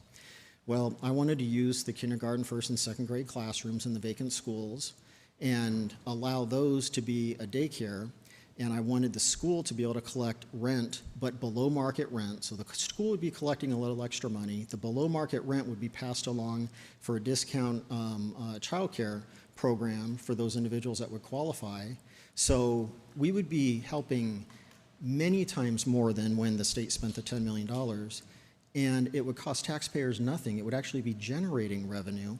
And somebody said, well, you can't do that. There's a law that says that you can't have below market rent even for a government building. And I said, okay. And I was quiet for a minute. It took me 5 minutes to draft the legislation that would be needed for it. Just because something doesn't fit right now doesn't mean we can't change it. And there's a lot of stuff that's going to be going on with the state, with workforce and energy and everything else. I'm looking forward, as long as you're still interested, in brainstorming with you all, finding out how, maybe a handful of cities, finding out how they would respond to different things related to new requirements. And I also told Josh that I'll share all the information that we've already done on the data centers with you all. It's several reports and some other things, and we're working on it with our buddy Andy Tobin, who I started calling the godfather of rural economic development in Arizona. And a week ago, somebody said, I heard you're working with Andy Tobin. Isn't his nickname like the godfather of rural economic development? I said, I didn't hear that. That's interesting. That's pretty good. Thank you. So employment, median household income. Excuse me, one more Yes. question. Oh, sorry. That's all right. Sorry, I was listening to you talking about brief changes. Are you seeing, or do you consider that there might be a slight shift in the way people are looking at data centers at this time? Because it's getting a lot of negative energy moving forward, but is there, I'll take an example of the mayor in Chandler. He has proposed some positive issues as opposed to negative. Are you seeing that shift take place? It's been, Councilmember Mayor, there hasn't been a clear campaign on explaining how it works. And with data centers, on the positive side, no, they don't have a ton of employees. They're not the end product. You don't just produce data capacity for no reason. You produce data capacity so you have the high-tech business located next to it so that your phone has access to extra storage capacity. And so there's a connection between our high-tech advancement in the state and data centers. However, a big reason that we're going to have massive additional energy needs going forward is the data centers. And water was an issue for a while until the closed-loop systems became more affordable, and now it's almost standard for the new ones coming in to have the closed-loop water system, so it's not just wasting water. But the push now is going to be, if the data center doesn't come, the business itself doesn't come and provide its own power, it has to partner with somebody. And that argument that the state removed that economic incentive for 3 years, it's not going to be 3 years. That was just to get it passed. It's going to be permanent. But there's a way of doing it right, and that's the key. And so it's, for me, it's not so much data centers are good or bad. It's how are they being implemented? Are they being implemented in the right locations? Is it cost effective? Are we putting extra burden on the current ratepayers? If we are, then what do we do in housing when new housing used to come in and put additional burden on current residents? We added development fees. Are we going to have to do something similar? I don't know. I brought that up And oh my goodness, that stirred up a data center group. And Sure I was did. just brainstorming with, hey, if it's fair for one area, it's fair for another. But the key is we have to be more thoughtful and we have to have more discussions, because I can tell you they are all over the place right now and we have to consolidate it. And I was actually hoping a little bit more from the governor's office on providing guidance on that, which I have yet to see. Thank you. Thank you. I'll go through this a little bit more quickly so everybody's not here too late. Employment, household income is higher here than many other areas. This is the challenge. The jobs, typically you have one job for every 2 people. There's one job for every 11 people here. If you were to get to the one job for every 2 people, you'd have to create 41,000 jobs just like that. You're not going to get there, but you can move towards that by creating the business opportunities, focusing on the higher paying base sector businesses, which will then create the local market businesses. But you're still going to have to be adding housing. It can't just be you're adding jobs. If you're adding jobs, again, what'll happen is the people from outside of Maricopa are then going to be driving into Maricopa instead, congesting the roads further. And so what we want to do is get a little bit more balance in the area. And I feel like, much like the state is at a crossroads, like I said earlier, going forward. So after the Great Recession, we had to change things. Right now, we got water, energy, and workforce. If we don't correct for that workforce shortage that we calculated, it's a $6 billion tax revenue loss for the state and local government entities over the next decade. $6 billion. That's enormous. That, I hope, is enough to light a fire under lawmakers at the state to provide the right support. And that's another area where lawmakers like yourselves can have a bigger role, is have that stronger voice. I get frustrated because a lot of my colleagues can't go down and bang their fists on the podiums and say this legislation is terrible because they have a board to report to. I might anger a client, I'll lose a client, but I'm not going to lose the business. So I end up being the one down there, and I'm running this small consulting firm. I'd love to bang my fist on a podium and then see one of you get up there and bang your fist right after me. It'd be great. I'll look for an opportunity and then maybe send a challenge out. I can bang. Good. Let me skip a couple of these. I was going to reduce it, but in case anybody had a question about a particular slide, this is just where the residents work, and you can see that they're going into the tech areas of the Phoenix area, and that's what we want to bring back. And that's why I think it's incredibly important to have that outreach plan, not just talking with, not just that Chandler example, but you all and staff, not literally knocking on the doors, but almost knocking on the doors. Go to each of the businesses along the entire corridor, not just until, go to all of them and talk to them and present some of the statistics. Show that you're the workers live here. It would be great if maybe some of their expansions could be in this area, and we'd have this neat little kind of tech city being built, and that would allow for more revenue for even more transportation infrastructure.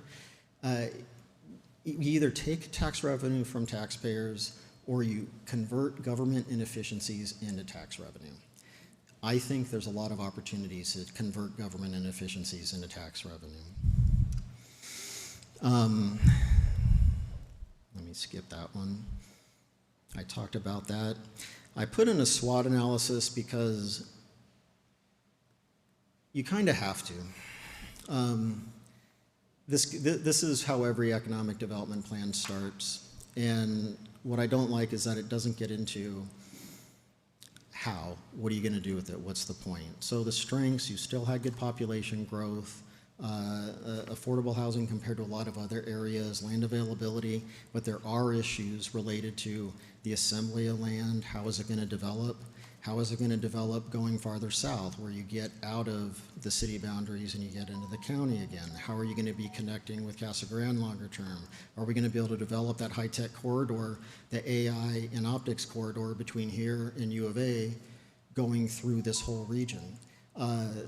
So I feel like there's a lot of strengths, but the weaknesses are really things that were the result of how the community originally evolved. But now I feel like is the best time that I've ever seen for you to make that shift to diversify. But it's going to take a lot of commitment, and it's going to take a lot of walking around. It's going to be a lot of getting in your car when it's 110 out, but it's 140 in your car because you were parking in the sun because you had a great meeting with that Intel executive and you didn't want to leave for an hour. That's just part of it. But isn't that part of running a business? I have to do that all the time. I would expect my council members, if I lived here, to do the same thing for me. The threats, same road congestion. We have to keep an eye out for the macroeconomic threats. Right now, we're not predicting a recession at the state level. Right now, economists love letters when they describe a recession. It's a letter U, it's a V if it's going to be quick and out, it's a W if it's a double dip. They just love letters. The latest was a K. And when I first heard that, I thought, what the heck's a K? Well, the K is, the upper arm is higher income people that have more in terms of their property values and more wealth in the stock market are probably not going to have a recession. Lower income people will be more at risk of losing their jobs, but then they'll be the ones that are hired back earlier. So it'll be a little bit more of a recession for lower income households. That was a K. I view it more as a kid skipping a stone across a lake. And if you look at the data, it's been bouncing up and down like this for the last year. We may already be in our downturn, but I'm hoping that if that kid skipped that rock just right, when it hits the other side, it jumps back up. So expect to see some data look good and bad. Last quarter for the state, we were number 3 in the country in terms of job growth. I'm going to tell you that this next quarter is going to be a lot lower. But you know why it's going to be lower? Not because we did anything wrong. It's because we had this strong growth, and then it flattens out, and then you have strong growth again, then it flattens out. Whenever we flatten out, and the rest of the country is still growing to catch up, our ranking drops. So we can go from 3 to 49, and we're still whooping the nation's butt in terms of growth, in terms of jobs and quality growth, but we have to be real careful looking at those numbers. And so that's another thing to pay attention to is sometimes statistics lie. Sometimes statistics about the community might lie. In fact, part of the reason that the household income is higher is that there's more working individuals per household. But it's also that you have a lot of individuals with higher levels of academic achievement, so it's a little bit of both. So this isn't going to be easy, but I think it could be fun if you look at this as a challenge and you all, over the next handful of years, and this is for the state too, once we get through whatever this downturn is going to look like, I think we're going to have the strongest expansion in our history at the state level, and I think you could have your strongest expansion in Maricopa and not just be housing growth, but getting those jobs here, getting the high wage jobs here, getting that infrastructure put in. And I would love to come and brainstorm with you all on a topic in a couple of years on data centers or whatever, and not ever hit 2 miles an hour on the road. I'd like it, just to be a smooth process, and I think that's in your future. And again, this is coming from the salty guy that usually finds a lot of problems. I am very optimistic about this community, and so it was a real pleasure to be covering it. Jim, No, on that list for challenges, was it, threats? In your interviews, was there any conversation about land preparedness and how much of our land is ready for this type of an investment versus how much work do they have to do? Any insight there? Mayor, council members, only from those individuals that were trying to hire us to do an evaluation of whether or not their project would work. I didn't want to take on any of those projects while we were still working on your assignment. Got it. So, but there were some legitimate questions Okay. about a couple of projects, and you'll probably hear about those later. Okay. But the biggest one was a lack of knowledge. 9 out of 10 individuals, when asked about the community, responded, that's the place where it takes a long time to drive to, right? That was the #1 thing. It wasn't, that's a great place to live and raise a family, and I feel like they're going to be adding extra jobs. This is a great time to get in, maybe before housing prices go up, because we're going to be adding all these high-wage jobs, and you're going to have some additional inflation for a little while until it stabilizes. It was We got to get rid of that, which to me means a little bit of marketing as well. But the marketing documents that you use for, talking to businesses outside the area are the same ones that you can use when you're going around and knocking on the door and ringing the doorbell of the Intels and the other tech businesses. Bring some things that are very favorable, and you have good staff. You have a former mayor on your economic development team. You have members of the economic development team. Not an old mayor? What? Well, I don't know. I might be older than him, so I don't want to say that. I'm sorry, I had to come back to it. It's a good joke. Okay. He's pretty buff Yeah, too. So got it.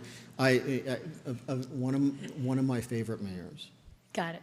Second favorite mayor in the room. Oh, there you go. All right, thank you. I'll go through these really quickly. So healthcare access was the number one because you're already working pretty aggressively on the transportation.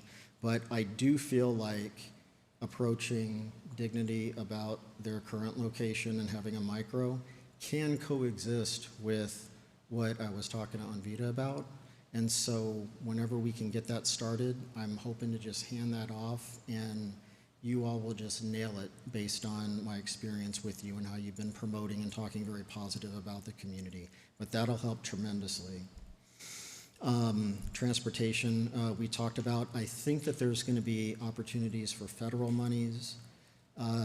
We actually had the Secretary of Transportation out here recently to talk about federal funding for I-11, and it ended up being awkward because I feel like there were too many cooks in the kitchen, but it showed me that there are still some opportunities, and we have to follow up on those. Now, it doesn't just mean we have a Maricopa-specific federal program, but it may be the BNSF project we're working on in the North Valley. What if we get a little bit of support for that to close a small gap, and we get some for here, and we get some for North-South, and we solve some of the I-11 problems just to get some things kicked off, at least get the commission fully funded so they can do what they need to do. There's opportunities for that, and it's not just filling out a grant. It's talking to the congressional delegation. It's talking to the different people.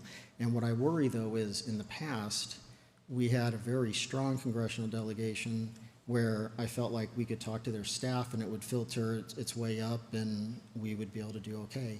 Now I feel like a lot of it falls on us. Why was it that we had a meeting without any congressman in the meeting talking as business individuals to the Secretary of Transportation? This is where you all can help as well. What helps the state and Greater Phoenix in terms of this funding also helps you. One question on your chart with 10 items listed. We have some mining industries close by, and I didn't see anything in here regarding if there's a good connection for the city of Maricopa to any of the mining, any suppliers. Are you familiar with that industry, and is there a connection with the city of Maricopa, do you feel, or what's your thought on that? Mayor, council members, we've done 30 or 40 different mining analyses in the past. We work with the industry quite closely. Yes, there are some opportunities here, but I'm thinking of a slight twist for what an opportunity could be here. So in talking with the individuals that have been bringing us into projects to help solve some financial problems, I was bringing up how I think the state needs an environmental tech sector. And I always have to say, I'm not talking about hugging trees, I'm talking about growing money trees. I'm talking about developing these different, doing the R&D, the high-paying jobs, doing the manufacturing. But in talking with them, just, gosh, it was a week ago, we had to respond to a survey that was poorly constructed to criticize a particular mine. It wasn't here, but it was still in Arizona. And we took it apart because it was terrible. And the person that I talked to that represents the mine and also some other areas said, we actually care about the environment. We want to do what's right, but how do we respond to these things? And I said, I heard that in another conference on a panel. Would you be interested in being one of the supporters of putting together with a small group an environmental tech industry plan? Because We tried to get the governor's office to implement it, gave them ideas, nothing happened. I think we might be able to get something through the House, but I would rather it be more private sector driven. And so right now, I have a call, hopefully we'll have it tomorrow. It's very timely that you brought that up. I'd like to find out, okay, if these are the steps we need to do to make mining more environmentally friendly but productive and profitable, we're gonna have to create this tech industry, this environmental tech industry. The connection that I originally designed when we were trying to push it on the governor's office, it went from U of A to Yuma, so through here, up to the Prescott Valley area and Flagstaff, and then back. Because economic developers will not support anything that doesn't say triangle in it. It has to be the economic triangle of whatever. I'm not joking that much. There's like 10 different, if you look up economic development triangles, you'll have a lot of hits. But it made sense doing that connection. Well, if we can get the mining industry to fund maybe half of whatever effort is needed, we get the utilities to fund it as well, and we maybe get a couple of other clever funders, and we put together a group that creates the program for the state. Then we explain that, why aren't we doing the extra work? Why can't the mining activity happen, the raw mining activity, but why can't we be developing the more advanced machinery here?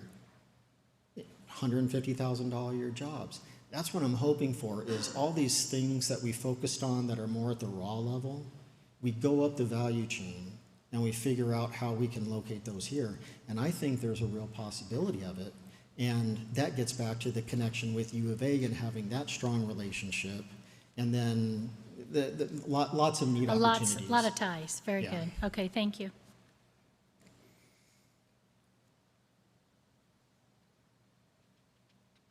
We talked about marketing. We talked about in-person outreach.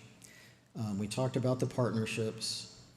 One thing that I really like is it's always nice to know how you compare to others. It's nice to know what your tax rate is compared to others. It's nice to know what your development fees are. It's nice to know there's dozens of different things that you can track. And one thing that we always recommend is that staff start tracking, staff start tracking key measures and maybe give you a report every quarter just in case something changes, because if you're thinking about changing your fees and then you look at the document and you realize you're already higher than everybody by 20%, you might want to rethink it.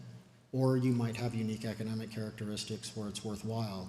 But knowing what your competition looks like, having that knowledge, and it's so easy to collect that data. And even though this is pretty far down on the list and it seems simple, I think this will be tremendously productive for you, because you'll have, I guarantee, discussions in future meetings saying, why are we so high in this category? If we lower it, we're going to lose this revenue, but what are we going to gain? What's the ROI for that particular project? And then your staff go and they conduct an ROI analysis, or they bring in a consultant, whatever it ends up being, and then you figure out whether or not that change is worthwhile. But it's like every other business decision. Boost healthcare industry employment, and so this is beyond just the hospitals, but you have a lot of healthcare, social services employees that then leave the area. And so if you added 3,800 additional workers in the area, you'd bridge the gap between the broader greater Phoenix area and here. And that number, you're not going to be getting that overnight. It's just to provide some perspective. It's maybe a longer term goal, but it's a target that's high enough where it is high up on your to-do list. So all of you probably have a marker board, or you use Post-it notes of things that are important for you to look at. Things like this are what I put on mine, which is, I need to improve in this area by December if I'm going to get this legislative project. And then I see it every single day. I love those tasks where you see one of your main goals every single day, because that's how you get it done. Regulatory clarity, just real quick. in doing some interviews with some businesses and chatting with other people in the community, there was a desire for a little bit more, I don't want to say consistency, I probably would have used a word more like, I don't want to say published, but a well-known pattern in terms of how businesses might be impacted. And so with other communities, this is a really big deal. Most of the big development agreements that we put together has to do with the business pays for part, the government pays for their part, and sometimes you need the business to pay for a little more and you reimburse them later if revenue is short. Sometimes you can do the opposite if revenue is good and it's an amenity that's going to yield positive dividends. So you still have some flexibility. But, and I've heard that you've already been working on it, and I think on one example, you came up with a solution. I can't remember what it was called, scalloped or something like that. So you already started thinking about these just from recent, issues that come up, and so I was impressed with that because it wasn't even our recommendation. I heard it, secondhand that you were already implementing that, and I thought that's fantastic. I thought that was great. And then we talked about participating in the marketing of the community. And again, I'm really hoping to see some of you bang your fist on occasion with me. And then keep in mind, so when you have staff look at these different topics, if you try to do too much all at once, you're not going to be able to do it well. There's certain things that you'll be able to do right away. That hospital issue, that tech issue that I brought up, doing some of the outreach, these are easy things to do. It's better to do when it's cooler, so maybe you implement that plan in September or October, and then it's cooler when you're cruising around. But, and I'm not kidding, because that's when people would be more likely to want to meet with you anyways. A lot of the executives aren't even in Arizona right now. They're in someplace cooler for at least the next month. But you're not going to change all these statistics overnight. You're not going to get that one job for every 2 people, jobs population ratio.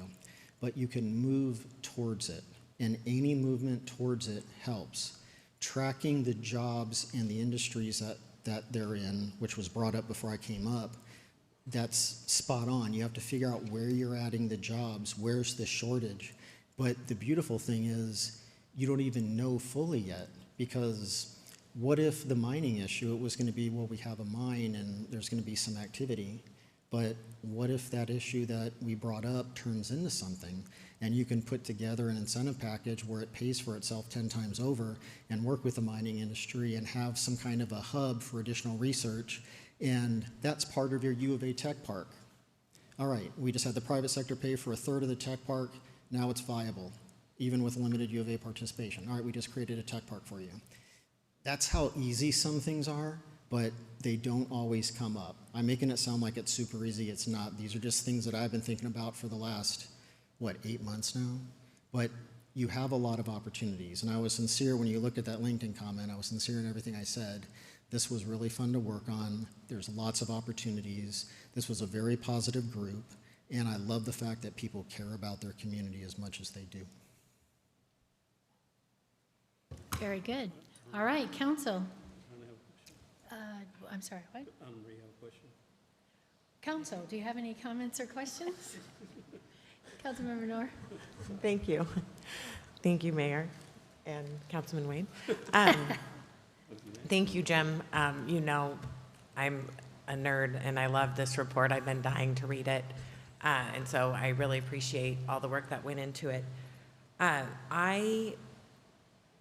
There's a lot to digest in this report, and there's a lot for us to do. And like you said, some of it's not going to happen overnight, and some of these things that we're going to have to just continue to work at over years.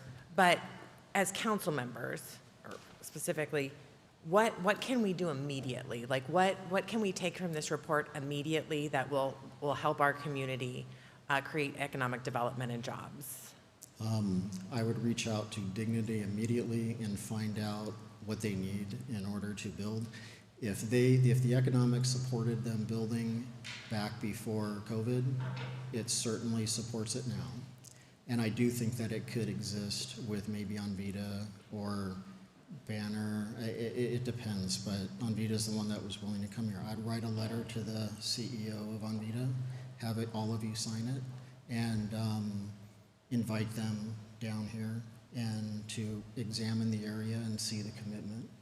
I would also, and this goes against me saying do it when it's cool, I would start maybe I would talk to Chandler, like I mentioned, and have the real conversation, not just the passing conversation that I had. I would talk to some of the executives at maybe just a portion of the businesses to express interest and find out which ones might be interested later, which ones might be interested now. And then you could kind of market the area. Make sure you have some limited marketing materials, at least at first, if you don't have a more robust one. But marketing material is kind of like a document where it keeps improving over time. It's always going to be changing. And so you can start off with something slim just to get it done, but then make sure you have a leave behind. Every time we have to work on a major project and we give a presentation, there's always a leave behind, and sometimes it's just a memorandum, 2 pages, nothing more. Sometimes it's something real fancy, but I think a marketing document would be fantastic. The different organizations in the community, the chambers and the ones that we discussed and we chatted with early on, if you had a Venn diagram, so where those circles overlap, they're overlapping but not as much as they could be. I think it'd be great where every quarter somebody, and maybe you already do, but I would have you all or maybe somebody that's designated as a lead of a subcommittee or whatever, work with these individuals and talk about some of these big picture items, but then also appreciate that within the big picture items, they'll have specific things that they want to work on. But in order to work on the specific things, you need to have the bigger picture items solved, which is the bringing in the higher paying jobs issues and things like that. How can you coordinate? Do they know somebody at the Capitol that might be able to help get an appropriation, do a pilot program on veterans or something else in this community? There's all sorts of neat things that could be done, but so a lot of what I'm saying is the immediate stuff is really communicating. Infrastructure and other things will come, but it'll be a lot easier when you're collecting enough tax revenue to pay for it without going into debt. You have to find that right balance, and we even looked at your budget. That wasn't even part of our scope, but looking at the budget, I think you've done a really good job with some of the constraints. You have a lot of revenue leaving. If you got that revenue back, so much more could happen, but it's going to take a while to do. I'm rambling a little bit because it's not a simple answer. It's kind of like, it's like potluck where it's a whole bunch of things put together makes the meal. No, stew. I think stew is the right word. Thank you. And to follow up on that, from this presentation, one of the themes that I'm hearing from you, and I just want to make sure that I'm hearing this correctly, is that we're not necessarily going to solve this problem sitting in Maricopa, that we need to be out there in Chandler talking to those businesses. We need to be out in Phoenix and in the larger metropolitan areas talking to people about Maricopa and what we have here and what is available here so that we can change the narrative of we're just that really hard place to get to, that you drive 2 miles an hour to get there. But talk to them about the improvements that we're making in the transportation system to change that dynamic. And then I would also like to know, so is that correct? Like we need to be out talking to people outside of Maricopa about Maricopa. Yeah, for example, this is, Mayor, members of the council, this is top of mind because I have to prepare my couple of presentations for the league conference in a couple of weeks. But you can propose different activities. We're an economic advisor for the league, so in some cases we just passed along some good ideas ourselves, and then some of them came up. But wouldn't it be neat if at next year's conference we had something on how communities took advantage of the unique economic opportunities that began to present themselves and started realizing certain benefits, and you all were one of the panelists, you were one of the 3 cities. That would be an example of getting the message out to other communities, but also it's not just people that work at the cities that go to those. It's others. It's members of the business community. So yeah, the extent that you get out there, it's great, but you can't forget your home community. You still have to, all the things that we were talking about, like the kids programs and everything else, I think those are just as valuable as all the economic stuff I talked about. I loved hearing about those, and especially the enthusiasm. The doctor and the gentleman in the white, that enthusiasm, I had a big smile on my face until I was told I messed up some numbers, and then it was like, ah, shoot. But still, you still have to focus on the little things as well. It's challenging. It's hard to be a policymaker. I used to think I wanted to be one. Now I'm thinking there's no way. Very good questions. Thank you, Councilmember Noor. Councilmember Wade, and then I'll go to Councilmember Well, Lehrman. You just answered my question. I was asking you if you were going to be presenting at the League of Cities and kind of maybe give us a hint as what your subject might be so we can make sure that we participate in your presentation. So on the 19th, I think it's 2 o'clock, 2:30, we have a tourism panel. So it'll be talking about the TIA that passed and the need to continue to push tourism because it's a high ROI industry in the state. And then there's a 4 o'clock happy hour presentation where we're revealing our ABOR report on the workforce shortage.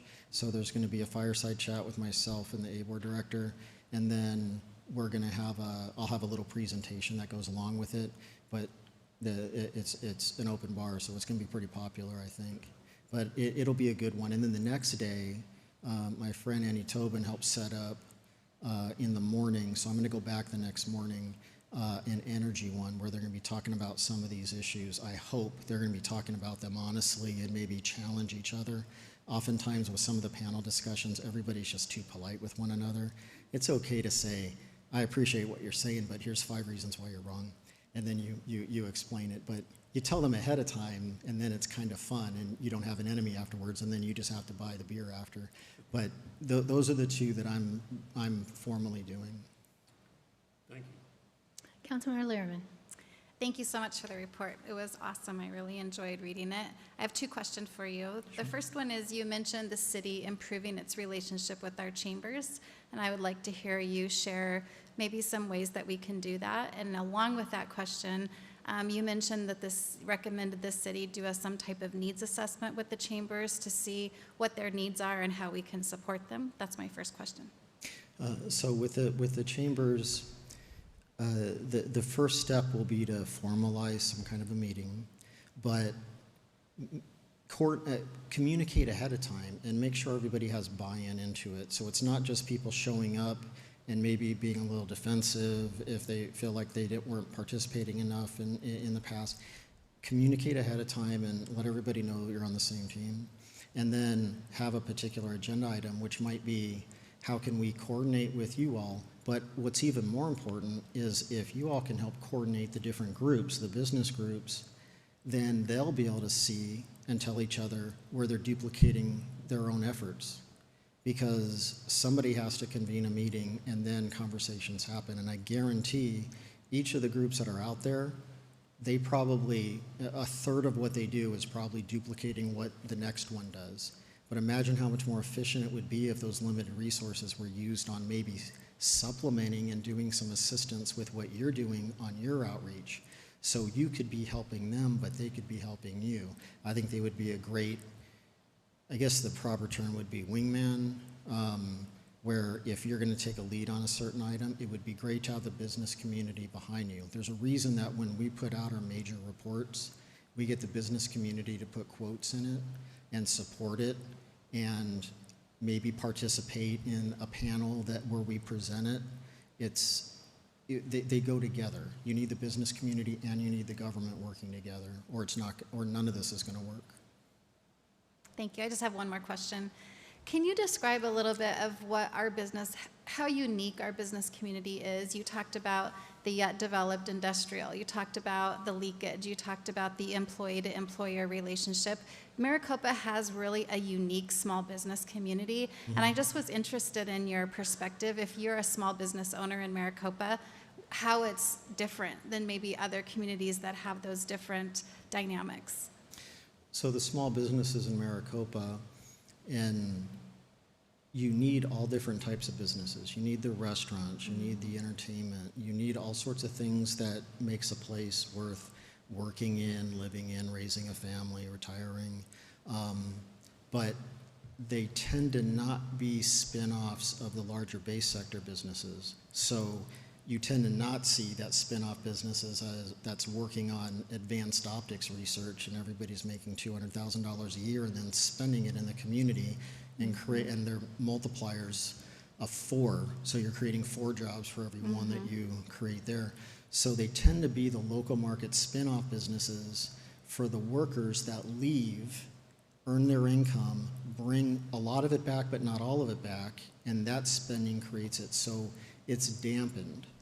But in fact, that one executive that I mentioned from Intel had the idea of, he thinks that this whole idea, if there is some momentum on getting the supplier businesses here and the higher wage and the executive level people, you're going to have to increase the quality of the amenities. And I'm not saying they're lower quality. He was just saying, I'd like to have an opportunity to go to a pizza place, but I'd also like an opportunity to go to a really nice place too for my anniversary.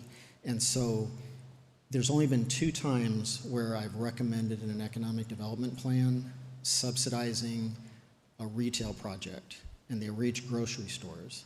One of them was in Buckeye, because Buckeye was losing all of its money headed east, and they needed to collect enough money to put in infrastructure or they weren't going to move forward. So we recommended that they incentivize a little bit of infrastructure to get that grocery store in. The other one was the Fry's in downtown Phoenix, because that was not going to work without it, but it ended up being a catalyst for some other things that happened. So they're very unique, but in your case, I think that you already have the higher household incomes. If you have competitive fees, you have a very well-known structure in terms of how, like the utilities and the roadways and the turn lanes and everything work. If it's fair, the businesses will respond. You don't have to give away things, it just has to be fair. So again, a lot of these are just very easy. A lot of these things are things that you can implement in the next 6 months. I'm hoping the healthcare and the hospital stuff will be that quick, but that might be a little longer. But that's the one thing that I really, really wanted to get. Thank you. Very good. All right, Councilmember Marsh. I've got a couple. All products that go to market need to be test marketed.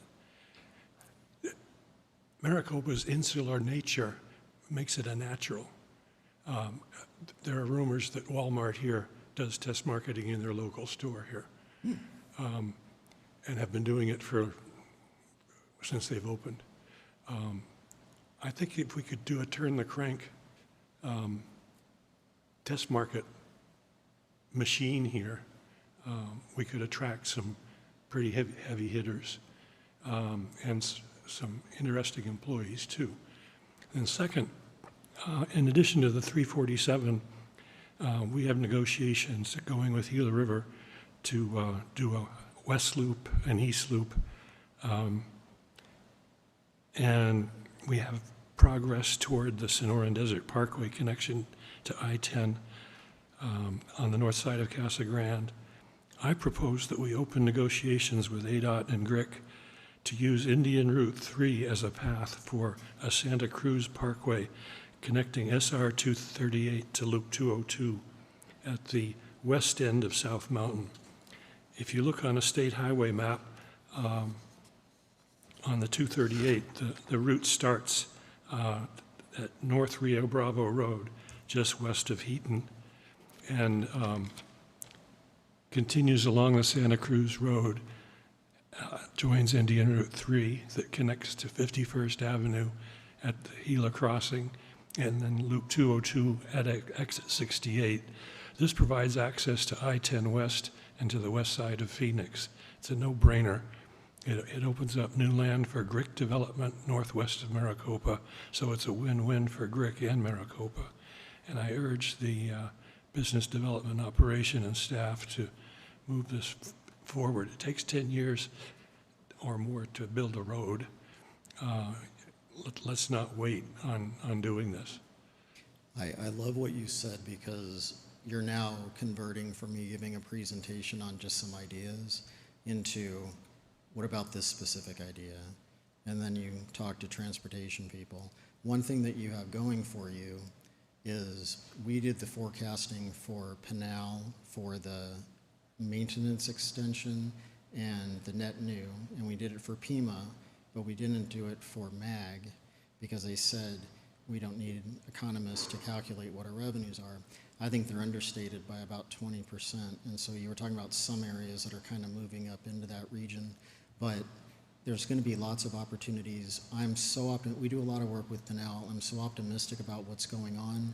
One of my favorite people to work with is Andy Smith, the transportation person in Florence, who's as good as any economic development director I've met, and he has just some of the best ideas. In fact, when we work on projects with him, usually we end up having to change our scope 3 or 4 times because the idea evolves and gets better and better, and we try to keep up with them. But that's what you need. And enabling staff to come up with ideas, I think, is very productive. I encourage my staff, if they think I'm wrong about something, now within reason, because usually I'm right, but within reason, if they think that something's wrong, I'll say, let me know why. I'd like to know, and then we have a great brainstorming session. What you just talked about is exactly what's needed. I love that. You've already started. He's writing a book. Yeah. What was that? We're trying to challenge him to write a book. Thank you, Councilmember Marsh. Councilmember Gettle. Thank you, Madam Mayor. Mr. Rounds, thank you. We had this report available to us this weekend. It's been a very eventful weekend as I've dug into a lot of the suggestions and comments here in your report. I'm very excited to be able to begin immediately in implementing a lot of these ideas and suggestions. And so thank you again for you and your staff in putting this together. If you'd allow me just a couple of minutes, Mayor, I'd love just to hit some of the highlights that were important to me, and many of which have already been brought up by our colleagues. But on page 8, and Mr. Rounds, I heard you say multiple times this evening that it appears to be that face-to-face that makes all of the difference. It's the connection, it's the humanness of what we're trying to build here that we can't do really any other way.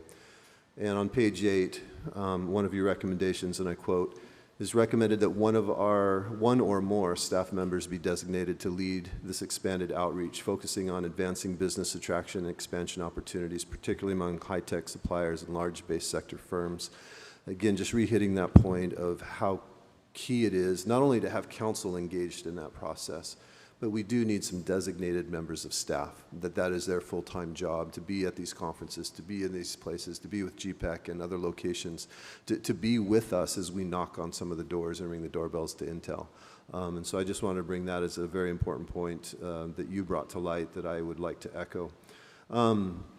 Also on page 8, you recommend, again, tracking our economic competitiveness. This is something I think would be highly valuable to us as council, to be able to see where we are performing, where we can quickly make some small pivots and maybe do better at. I would like to recommend that we invite staff, Mayor, and I know this isn't necessarily for action tonight, but I'd love to be able to see that document, what that would look like, and what would be some of those key indicators that we as council would like to see monitored and reported on a quarterly basis. It was brought up already, our relationship with our chambers, and that was under the additional policy and economic considerations, just to form a better partnership between our various chambers of commerce in the city. I know many of all of our members of commerce chamber, they are so invested heavily already into this community. And they have a lot of the solutions. They're business owners. They understand some of the headaches and the nightmares and the roadblocks that exist in pulling a business out of the ground here in Maricopa. And if we're not engaged as staff, or as we're not engaged as council with that body, we're missing the experts in the room, and they're not engaged, and so I feel like we really need to improve that relationship. One other point, two other points, if I may, Mayor. The other one is the point on our workforce development. I was glad to see that even though they've dropped down to maybe 3 or 4 on that priority list for site planning, it's still among the most important. And we have a tremendous leap forward, I think, with our Alma Farrell Innovation Academy coming online. The fact that we have a CAVIC campus that's coming here to Maricopa. We have the expansion of the CTE programs here in MHS. All of this is going to help that next generation come and be prepared to be that workforce. What I think our city's also lacking, though, is the adult component to that. And I appreciate you bringing in the veteran component and retooling and allowing individuals to go back and to get another additional certificate or maybe even another degree that allows them into that new career, more high-paying job. And so I'd love to see some partnership from the city and in our Chamber of Commerce. And I know Ms. Anderson has done tremendous work in this area of what can we do in our workforce development and what other resources can we start to provide to our community. So I'm anxious to explore that idea. My final thought is on page 5, and I love this quote. The fact that the city may already have a program that addresses a particular item is irrelevant if that particular area is not producing satisfactory results.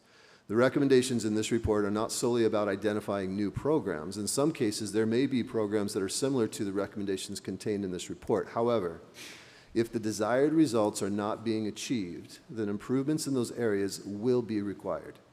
Having a program that addresses a particular area in economic development versus having a program that produces results are very different things. And I want to echo that. I strongly feel that this is our community's Achilles heel. If we don't figure out how to develop economically, we are dead in the water. There's so much that is riding on us being very successful in this area. And we have tried a number of ideas, and this is not a slam or a disapproval of anything that's been tried in the past. But we're ready for some new ideas, and we're ready for some new approaches.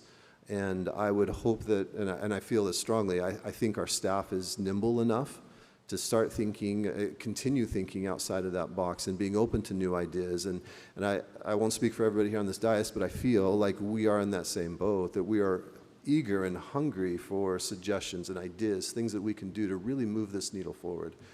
So I appreciate that, and I just want to drop that there, that we have to we can no longer be hesitant, we can no longer be afraid to be different and to be out there and to make some things happen for the residents of this great community, and if we continue or want to continue to survive and thrive as we have in the past. So I'm very excited, and Mayor, I would hope that we would have a plan for our next step. I don't know if that looks like a work session, if this is maybe the staff comes prepared with their first report on where we stand in our readiness to move forward, or maybe they come forward with some concrete suggestions that they would like to move forward. And I mean, is next week too early to ask that of staff? I don't know. Probably. I know Mr. Bowman loves working into the evenings, and so he might stretch it out to 2 weeks. If we give him 5 days, he can probably get 10 out of there to get ready for it. But I would love to have some concrete plan, some low-hanging fruit, things that we can work on this month, next month, things that we want to have in place by the end of this year and the end of next fiscal year, so that we can continue to move this ball forward as quickly as we can. So thank you, Mayor. Thank you. Yes, quickly, Vice Mayor. On that note, Councilmember Gettle, in your report, you wrote that the city lacks a core downtown, a placemaking initiative. And Councilmember Gettle, we will be starting First Fridays I am so in the excited. Heritage District on It's gonna be a October party. 2nd. A party. So I appreciate you saying that, because I really feel our community is craving a downtown, a place where we can come together as a community and be our authentic self, have a place to express ourselves, and have vendors and food and music and entertainment that's all local. And so we're really excited for that. It's a grassroots effort. We're just getting together and making it happen. So there's the first one, Councilmember Gettle. Love it. Send me the date when you have whatever event it is, and I'll come. Oh, that'd be great to have you. Yeah. Vice Mayor. I'm last. I No, love I'm it. last. Well, it's true. But you're like first. I could go first and take all of your ideas. I know. but- We don't let that happen. No. Because then we'd all be saying ditto at the Yeah. end. Thanks so much for the presentation. It's been, we've been waiting for it and we want to hear it. You'll notice in this council, in this city, we are a progressive city in that we want to improve what we're doing all the time. We want to be able to pivot when we need to, just like Ross and Friends pivot. When you hear it, it's like, it becomes more of what it used to be to what it is today. And just 2018 to 2025, workforce skills changed a little bit. The number one thing became utilities and cost now, when that was 6 in 2018. 7 and permitting was 7 in 2018, is 2 now, right? So the world pivots around, and if we don't work with it, we're gonna have problems, and that's what happens. So it sounds more and more like this becomes more of a lobbying job than anything else. It's talking to, not only lobbying to local governments and state government, but this is lobbying to businesses. It's talking to them.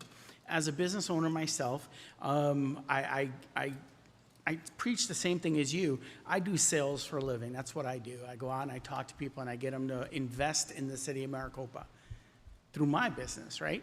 And I do the same thing for Buckeye now, because I have a secondary business in Buckeye. And I talk to my staff and I say, you can't do that over the phone. You could, it helps a little, but you gotta get there. You can't do it in email, that's just a waste of time. Even mail sometimes is like, right? The real opportunity comes in talking to people face to face and understanding their needs and what they want out of you, all right? And it's simple, right? You would think.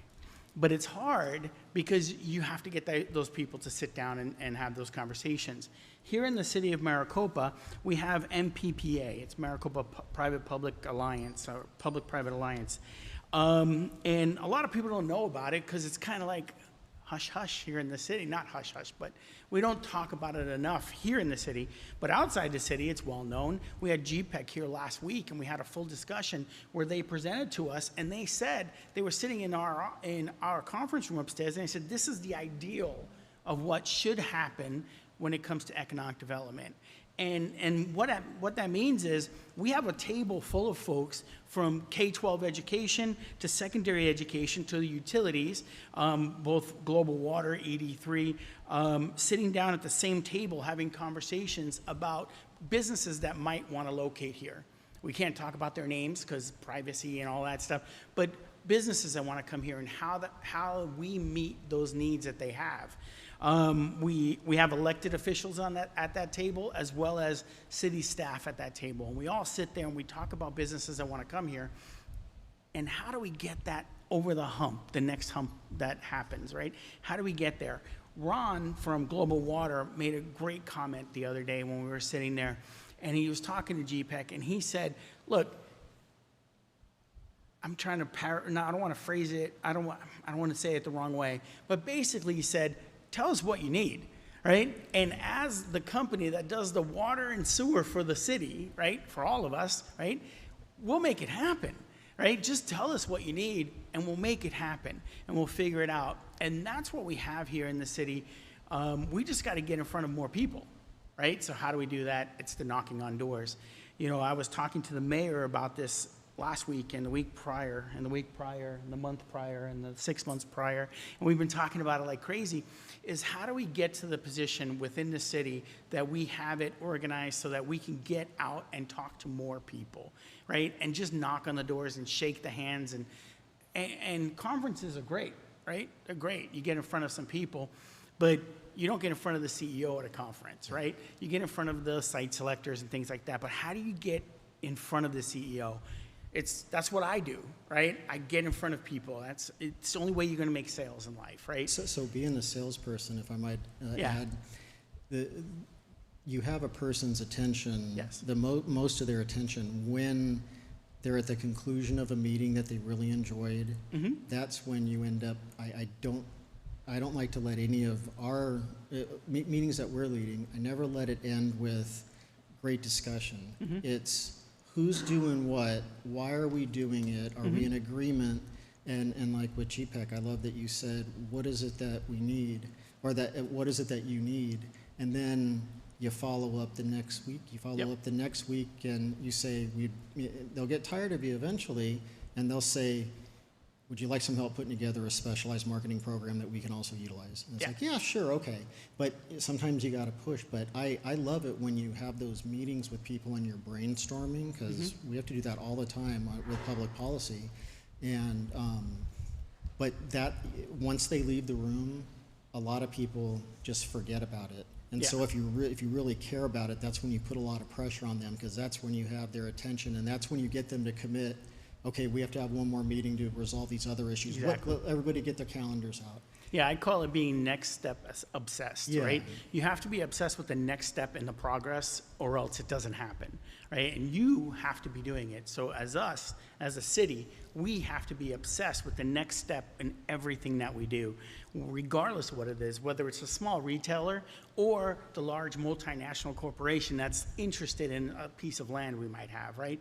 So it has to be, the discussion has to happen within the city, within our folks. It has to happen with the private organizations that are all part of the city, including our utilities and our education facilities and all of that.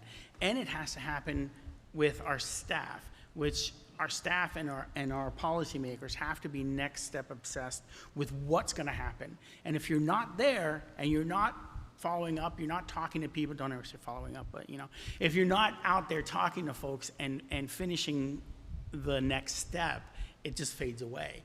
And things like Dignity Health, where we were so close right before COVID. I was so happy. And it was quiet. You had to be quiet about it because nobody wanted it out yet. But we were so close, and then COVID hit, and then poof, it disappeared. So how do we get back? And that's the next step that we have to be at. So I love all the information we got. I pour over the information. Just reading it makes me happy. I did notice a few little small things that we'll bring back to you. But for me, it's a starting point, and it's a progress in how do we change what we've been doing to change what the city has available to it, and how do we do all that? And the city manager and I had a discussion a week or two ago with the mayor, and just figuring all that out. This is just basically a stepping stone to that point, and it brings us to the next step. So thank you. Councilmember Noor, did you have a follow-up? Yes, and Vice Mayor Manfredi really led into it with his next step. What do you call it? Next step obsessed. Obsessed. Next step obsessed. Because that's what I am right now. Next step obsessed, in terms of I want to make sure that this report doesn't just get put in a file. And not only that, but to further that in terms of what Councilmember Gettle said, I want to make sure that we're having consistent conversations about the next steps and how we're implementing this and when it's being implemented and who's being charged with implementing it. And I do feel that it's important that we're having those conversations publicly, because I think that obviously, look at all of the residents who are still here at 8:40 p.m. listening to this and shaking their heads. They're all really into it, which I love. So I want to make sure that the follow-up and that we continue to have this conversation so that we can continue to ensure that we're able to achieve all of the great recommendations in this. Very good. All right, so first of all, page 8, Councilmember Gettle, and page 5, as soon as you brought it up, I had to go to my document. It's heavily marked up, and I'm like, how did I feel about those statements? They're solidly underlined. They're very, very important in terms of one or more staff members be designated to lead this expanded outreach, focusing on advancing business attraction and expansion opportunities, particularly in the high-tech suppliers. I mean, to me, that just says it all in regards to what we need to do. And your statement on page 5 as well. I think we're all pretty much in sync in regards to, all right, let's get going. I know that I didn't have to run in this election, but if you were to ask me what my priority would be, this is my priority. I used to be Transportation 347. We're well on our way. We're moving down. I'm keeping my eye on it. But this is such a high priority that I feel like we have to seriously look at making some changes. What I heard is, let's get on it. Let's start having the conversations with Dignity. Let's start having the conversations with the Price Road Corridor. The Chamber, we do currently have 2 council members as liaisons to the Chamber, but I think we need a staff member as a liaison to the Chamber as well. I love the conversation about small business, and there's so many opportunities that I get, and we all get them, but as an example, the GPEC opportunity that I have to interact with businesses at GPEC and the DC trips that I took with GPEC and having connections there, brought them back to our economic development team, and they're working on taking advantage of some of those connections.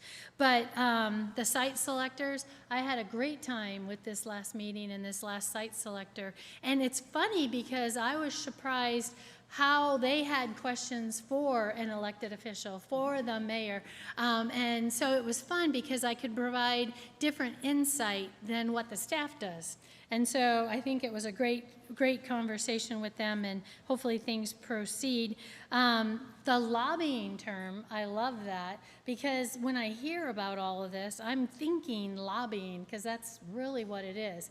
Like lobbyists, well, you know, Councilmember Noor, you're never not in their face. You're like constantly on it, not in you know, annoying way, but you're just constantly on it. And so I look forward to really understanding our next plans. I did a little bit, I do have some information on being concerned, are we well enough funded for advancing our desires here and for this additional? And what I found is that we are well funded in the Economic Development Department. We have funds to use, and by golly, I want to start using them. I like being conservative, I like the city being conservative, but I feel like we are conservative so that we can fund important aspects like this, and I think we're well funded, and so I do look forward to what the next steps are, and I think all the conversation has been great. City Manager, do you have any comments? If I could just close out real quick. Yes. So Oh, do you want to leave? we were primarily just doing a final proof. I actually thought it was going to be next month, so we're putting stuff together pretty quickly. Okay. But so the technical things like typos and stuff, don't worry about those. But if you have any questions, if you feel like you heard something that maybe isn't emphasized enough, and I think there was that wording issue from earlier to clarify, we still have time to clarify if you got our intent, but maybe we didn't use the right words. So if you all want to pass that to staff, I mean, we really enjoyed this project. Again, new ideas, we just kept throwing into the scope. I'd like to close it out, being a really good document, and then after we're done, after we walk away, we're not really going to walk away. I'm still hoping that we can help you with some of the, you know, I'd still love to get Anvita over here, and we could dig up our old Dignity files and look at the analysis we did on that site, how it was already going to be a good investment. So we'll still work with your team. We enjoy working with them. Yeah, great. Yeah, we really appreciate your effort very much. Yeah, and the conversations, like he was available anytime I had a question. I know anytime you guys had a question, he was available for answering that question. City Manager. Yeah, thanks, Madam Mayor. You know, economic development is, a lot of times you think of it as a buckshot approach, and I think the history in Maricopa has kind of been throw the spaghetti at the wall and see what sticks. And I think this gives us a great opportunity to be a lot more focused. And it gives us some of those first steps to say, here's where we can start on making a difference. You know, when we look at our community, we don't see large employers. There really aren't many. We have the school district as our largest employer. We're the second largest employer at the city, and then you start getting into Walmart and those kind of things. And those are all great and necessary, but wouldn't it be great if we had a large commercial business as our number one employer, number two employer? And so how do we kind of switch that? to something that hasn't been successful in the course of the past 23 years, to bring those large employers, to bring that, to widen that base, to broaden the base. And I think this is a great opportunity for us to take some good research, some good marketing, and start leveraging that to try to attract some of those. And so that, I think, is the purpose for us, is give us this head start, give us a running start to really start to address these large gaps that we have, to start to address that leakage that we have, and now take that asset that we have of the 347, that now it's going to be a new roadway with widened lanes, and truly market that and say, hey, you know what, we've been really successful over the last 10 years about telling you how bad it is, and that was really good and necessary to get the funding and to get the roadway improved. But now we've had so much success at that we need to get out there and say, hey, now we're ready, we're growing up as a city, and we want you here.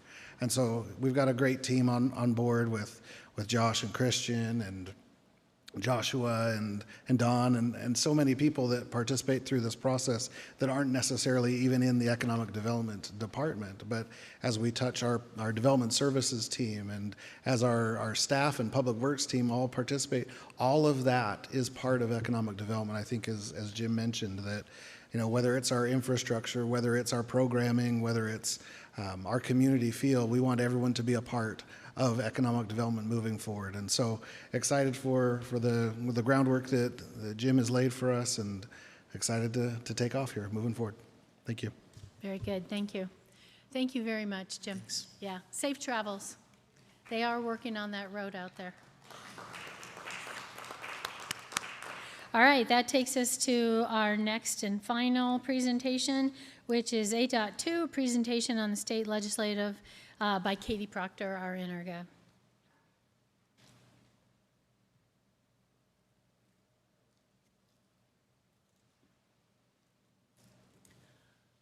Good evening, Mayor and members of the council. I'm here tonight to just go over some of the successes of our legislative session. So here it is in a nutshell. We had 150 days of session this year, 153 days. That's actually 10 days shorter than last year, despite the fact that we had 336 more bills this year introduced, and actually for the first time in Arizona history went into the 4,000s in the bill series in the House. That was exciting. Despite being here for a little less time, having way more bills, the legislature actually sent 24 fewer bills to the governor this year. And she vetoed 36% of the bills that they sent up. So despite the fact that we had more bills introduced, we still basically have the same number this year that we're working with for implementation. We tend to be in that 30 to 40 range each year for implementation. It is important to note that there were 7 new ballot measures, and I'm going to hit those in just a second as well. We did track over 260 pieces of legislation this year, which is, again, pretty consistent from prior years, and took an official position on 30, which is also consistent with prior years. When it comes to the state budget this year, there were 2 real competing factors at play. One was the Prop 123 education continuation, and the other one was HR 1, the Big Beautiful Bill tax enactment. 123 did not end up happening, but the budget did conform to most of the components of HR 1. In fact, all in the current fiscal previous tax year, and then going forward, it's a little bit modified. What you'll see up there are a few things that are most interesting to us in particular. The top one is that there were no reductions to prior appropriations for the 347 projects. All of those monies were kept intact. I do want to note that the 4th bullet down talks about funding for the statewide 911 system. There is a gap right now between the needs of that system and ongoing funding that has been provided. The legislature did step in and provide a $4 million kind of fill in the gap for this year. And then we are working with various stakeholders right now to assess the overall needs of the system and determine what the next steps are to provide permanent funding in that space. That is a very important program. I would also note that you may remember the previous Pinellas Regional Transportation Authority tax. Refunds have been completed on that process now. The legislature chose to stick a pin in it and revisit in the future what they would like to do with those funds. We estimate that's about $45 million right now. So that will be subject to future legislative appropriation. And then also the new data center tax credits are frozen until 2029, and that was a budget decision. Let's talk about some of the legislative referendums. There's quite a few, and I'm not going to go through what each of these do because we're going to see a lot about them, I'm sure, in the next few months. It is important to note, though, that they sent 7 more referendums to the ballot, joining 3, so that is 10 legislative referrals directly to the ballot in November of 2026. Of the ones you see up here, you may have heard about HCR 2040, also Prop 143. This one was recently kicked off the ballot by the trial court. Every indication right now is that it will not go through an appeal process and it will stay off the ballot. Similarly, HCR 2048, Prop 145, was also challenged in court and kicked off the ballot by the lower court. It does appear that that will go to an appeal, so that one could still show up, but might not show up. But these are all of the items right now that are in line. You may remember from 2025, we do have that food tax one on there. That will not have an impact on the city of Maricopa at this time. Going forward, I do love to talk about the housing bills because, as you recall, at the beginning of session, you pass a legislative platform for us that is focused on protecting local control and preserving local control. And many of the housing bills that we see at the legislature would not do that. So I do want to just go through a few of these and talk about kind of where we came out with these. Whenever we see these housing bills, what we are trying to do, is seek to understand where they're coming from and what the goals are. When we talk with sponsors, often we find that we can work together to come up with something that we can be okay with. The first bill is a good example of that. If you looked at what was originally introduced, it was not something we were okay with. In fact, I had to testify against it in committee. We were able to work with the sponsor, Representative Powell, and we got it to a place where it is much more workable. It achieves his goals and also does not trample local control, to be quite blunt. The second bill there, malicious delay, it was another example of a bill that needed a lot of work. That work was put in, and it did get to a place where most folks were not excited about it, but not, really super concerned. 2999 is another example of that. This is the state housing affordability districts. You may have heard about this. It's a new financing mechanism that would create essentially a state-sponsored district for infrastructure supporting a new housing development. This went through a lot of negotiation because there were a lot of concerns initially about what the liability might look like for a community after one of these ended. Also for what the process was to start it, would there be input from a community about it? So it did get a lot of amendments throughout the process, and it was something that at the end of the day we were able to say, okay, this is something we've worked on. We appreciate that effort in good faith, and let's see what happens with it and where it goes. What we hear right now is there will be at least 3 communities that will see potentially applications for this starting in September, so that's interesting to note. These are the other housing bills, and these are not bills that we were able to really get to a good place on, and as you can see, they didn't move forward. The first one is one that I just want to call out your support and help on. This was the starter, they call it a starter home bill, but it's really not a starter home bill. There's nothing in the bill about affordability. What it would do, though, is limit how the city can control development. And so this was something that we were very much opposed to. I also want to call out that our legislators were very helpful on this bill. Our House legislators were very helpful on this bill in particular. This bill did not move forward in the House. They did not have the votes to get it onto the board at the end of the day. House Bill 4028 died in committee. Lots of issues with that bill, and 1241 is another bill that it didn't make sense given some of the stuff we did last year on this already. Water legislation, I do want to note that this is a bill that we will be continuing to converse about. Senate Bill 1200 deals with how you move water through lakes, essentially. And you may be familiar with this because this does impact a community in the city of Maricopa. This is something that we will continue to work towards. We actually thought we were in a good place with it, and then at the end of the session, it just wasn't something that was able to move forward. So we will continue working on this, and it will be revisited next session. Transportation bills, I do just want to highlight these. None of these did move forward ultimately. I-11 bill failed. The Rural Transportation Fund bill, this is the annual bill that has projects sought by the Rural Transportation Association, was held after it received a hearing, which is what we expected. Those usually go through the budget process, and there was no extra money this year. And then also the Smart Fund bill was held again after having a hearing about why it was an important piece of legislation. Public safety bills, I do just want to point out the firefighters' occupational disease bill that did go through, cleaned up some of the language there. The drone bill is important. You can't have a drone within 1 mile of a ticketed entertainment event. And that's a 1 mile that way and a 1 mile that way. So that will be interesting as well. And we're already working on implementing the top bill right up there. Bills impacting local control, I do want to hit on 4030. This one actually had multiple numbers this year because it just wouldn't go away.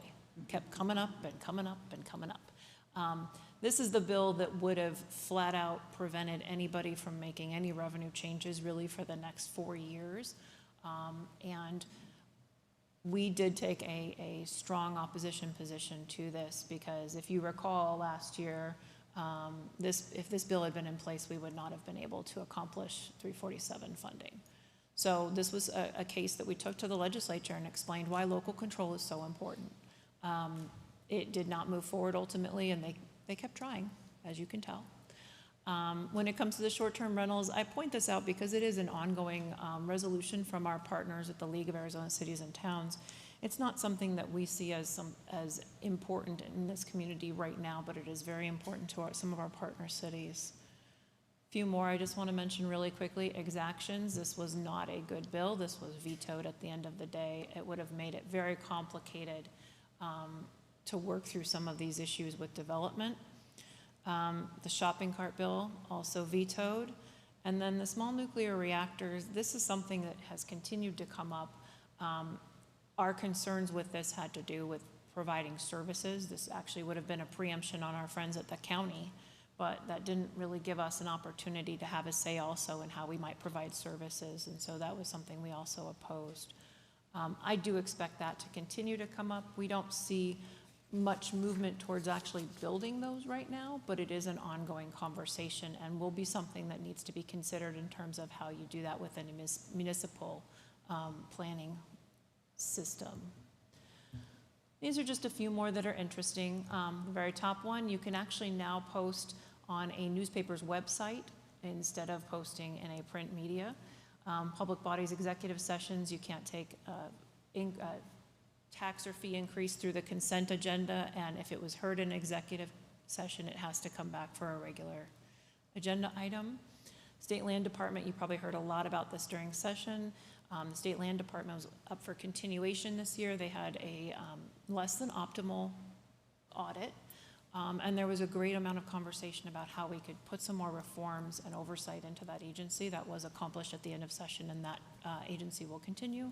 And then the mandatory rounding method, this is that Swedish rounding method for anybody who does cash and doesn't have pennies anymore. So if you're wondering, why am I seeing this rounding method? It's law now, that's why.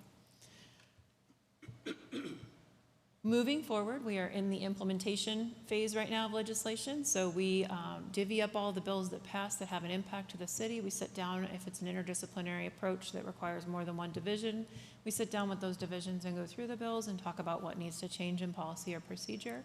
And all of that work will be completed before the general effective date in September. We will next move into our evaluation of potential legislation for next session. And be talking to folks about what that might look like. And then we will also be doing our continued outreach to our policymakers, especially as we have an election coming up this year. I was just at NCSL last week talking with several legislators about coming down and learning more about some of our housing. And there's a lot of real interest in some of the stuff we're doing down here, which is really exciting. And there would be no end of session without being able to say thank you to all the people that make it possible. This is a very successful session for the city of Maricopa. It doesn't happen without you, our council members, being advocates. Our staff is amazing, and our LD16 legislators have been wonderful. I also want to call out our state lobbying partner, Policy Development Group, specifically Todd Bowman. He is amazing, and our success comes from this entire network, and we couldn't do it without the team. And with that, I'd be happy to answer any questions you might have. Council, questions, comments? Up. Looks like Councilmember Gettle. No questions, but Oh. comment. Katie, thank you. Okay. It's a tremendous year. I know that was a little taxing for you and the amount of hours, probably years at this point, that you spent there on the Capitol helping out with these various issues. And thank you for the input, too, that you, the detailed analysis, the reports, the information that you hand to us also on council. I find it very, very informative. And so thank you again for your efforts this season, and look forward to many more with you. Thank you, sir. I would note it was my 25th legislative session this year, which does mean I started when I was 10, just so we're all clear. Very good. Any additional comments, questions? Sure. Yes, Vice Mayor. Katie, thank you so much. I give you praise all the time, as we all do, but it's probably never enough, actually, for the hard work you do for us. I don't know if the 347 and the construction on 347 happens today, the way it's happening, and over the next 3 years, if you were not hired by the city of Maricopa. You are a godsend to us, and I thank you for that. Also, when you look at all these bills that you've just talked about, the development preemption, all these stuff that they're working on, trying to take away local control from the city of Maricopa and other municipalities, of course. We're not targeted. It's all municipalities. When you look at that, the fight that we put up, it really does impact this city. And a lot of people say, you guys just approve every house that people come. We don't. And we have a lot of conversations with developers before it gets to a city council meeting or to a planning and zoning meeting. People don't understand that. But if some of these bills pass, we have no choice. And they'll just be able to, at right, build what they want, when they want, whatever it looks like, and we have nothing. So the fight that we put on every year really does come down to these things. I just got an email last week on the 17th regarding, it's funny because I serve on RTAC. I serve on, you just mentioned the RTAC bill. And the RTAC bill is funny in that it's never going to pass as a bill, but we push the bill and we go up there and we speak on the bill and we push the bill because everything in the RTAC bill winds up being a budget item. So then we just basically use the RTAC bill as a vessel to preach what we want done. And for years, the 347 wasn't in it until last year. We put the 347 in it, and we were able to use that to get some of our funding that we needed. And then, of course, you just talked about PRTA, and I sit on that board too for the PRTA. And just so everyone here knows, of all of the money that was collected, what was it, 80 million or so, and then we had interest, it came to about 90 million. 42,800,000 has been refunded to the businesses that collected it from us, all of us, and gave it to the government, and the government brought it back as people who bought stuff in the city of Maricopa. Those businesses got that money back, 42,800,000. I don't remember if we got checks for it individually. We didn't. But they got their money back. There's about $45 million that'll be sitting there. And it's great to see people at the legislature try and say how we should spend that money. And for me, next year is going to be very important because we I don't want to say killed, but we pushed back the attempts this year to tell us how we should spend the remaining $45 million when we didn't even know how much was going to be remaining until this past month. But they were trying.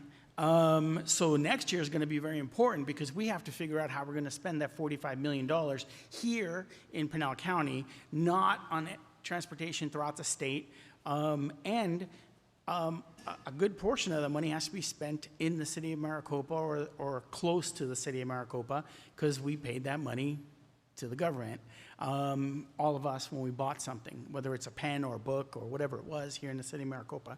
We paid that money in. So that's going to be a fight next year, and I hope we're all up for it because everybody's going to have different ideas of how we should be allowed to spend our money.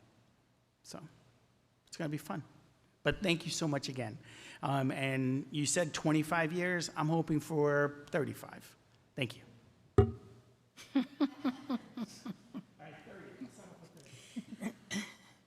Well, I can certainly agree. It was a successful year in regard to how we were able to manage legislators' bills.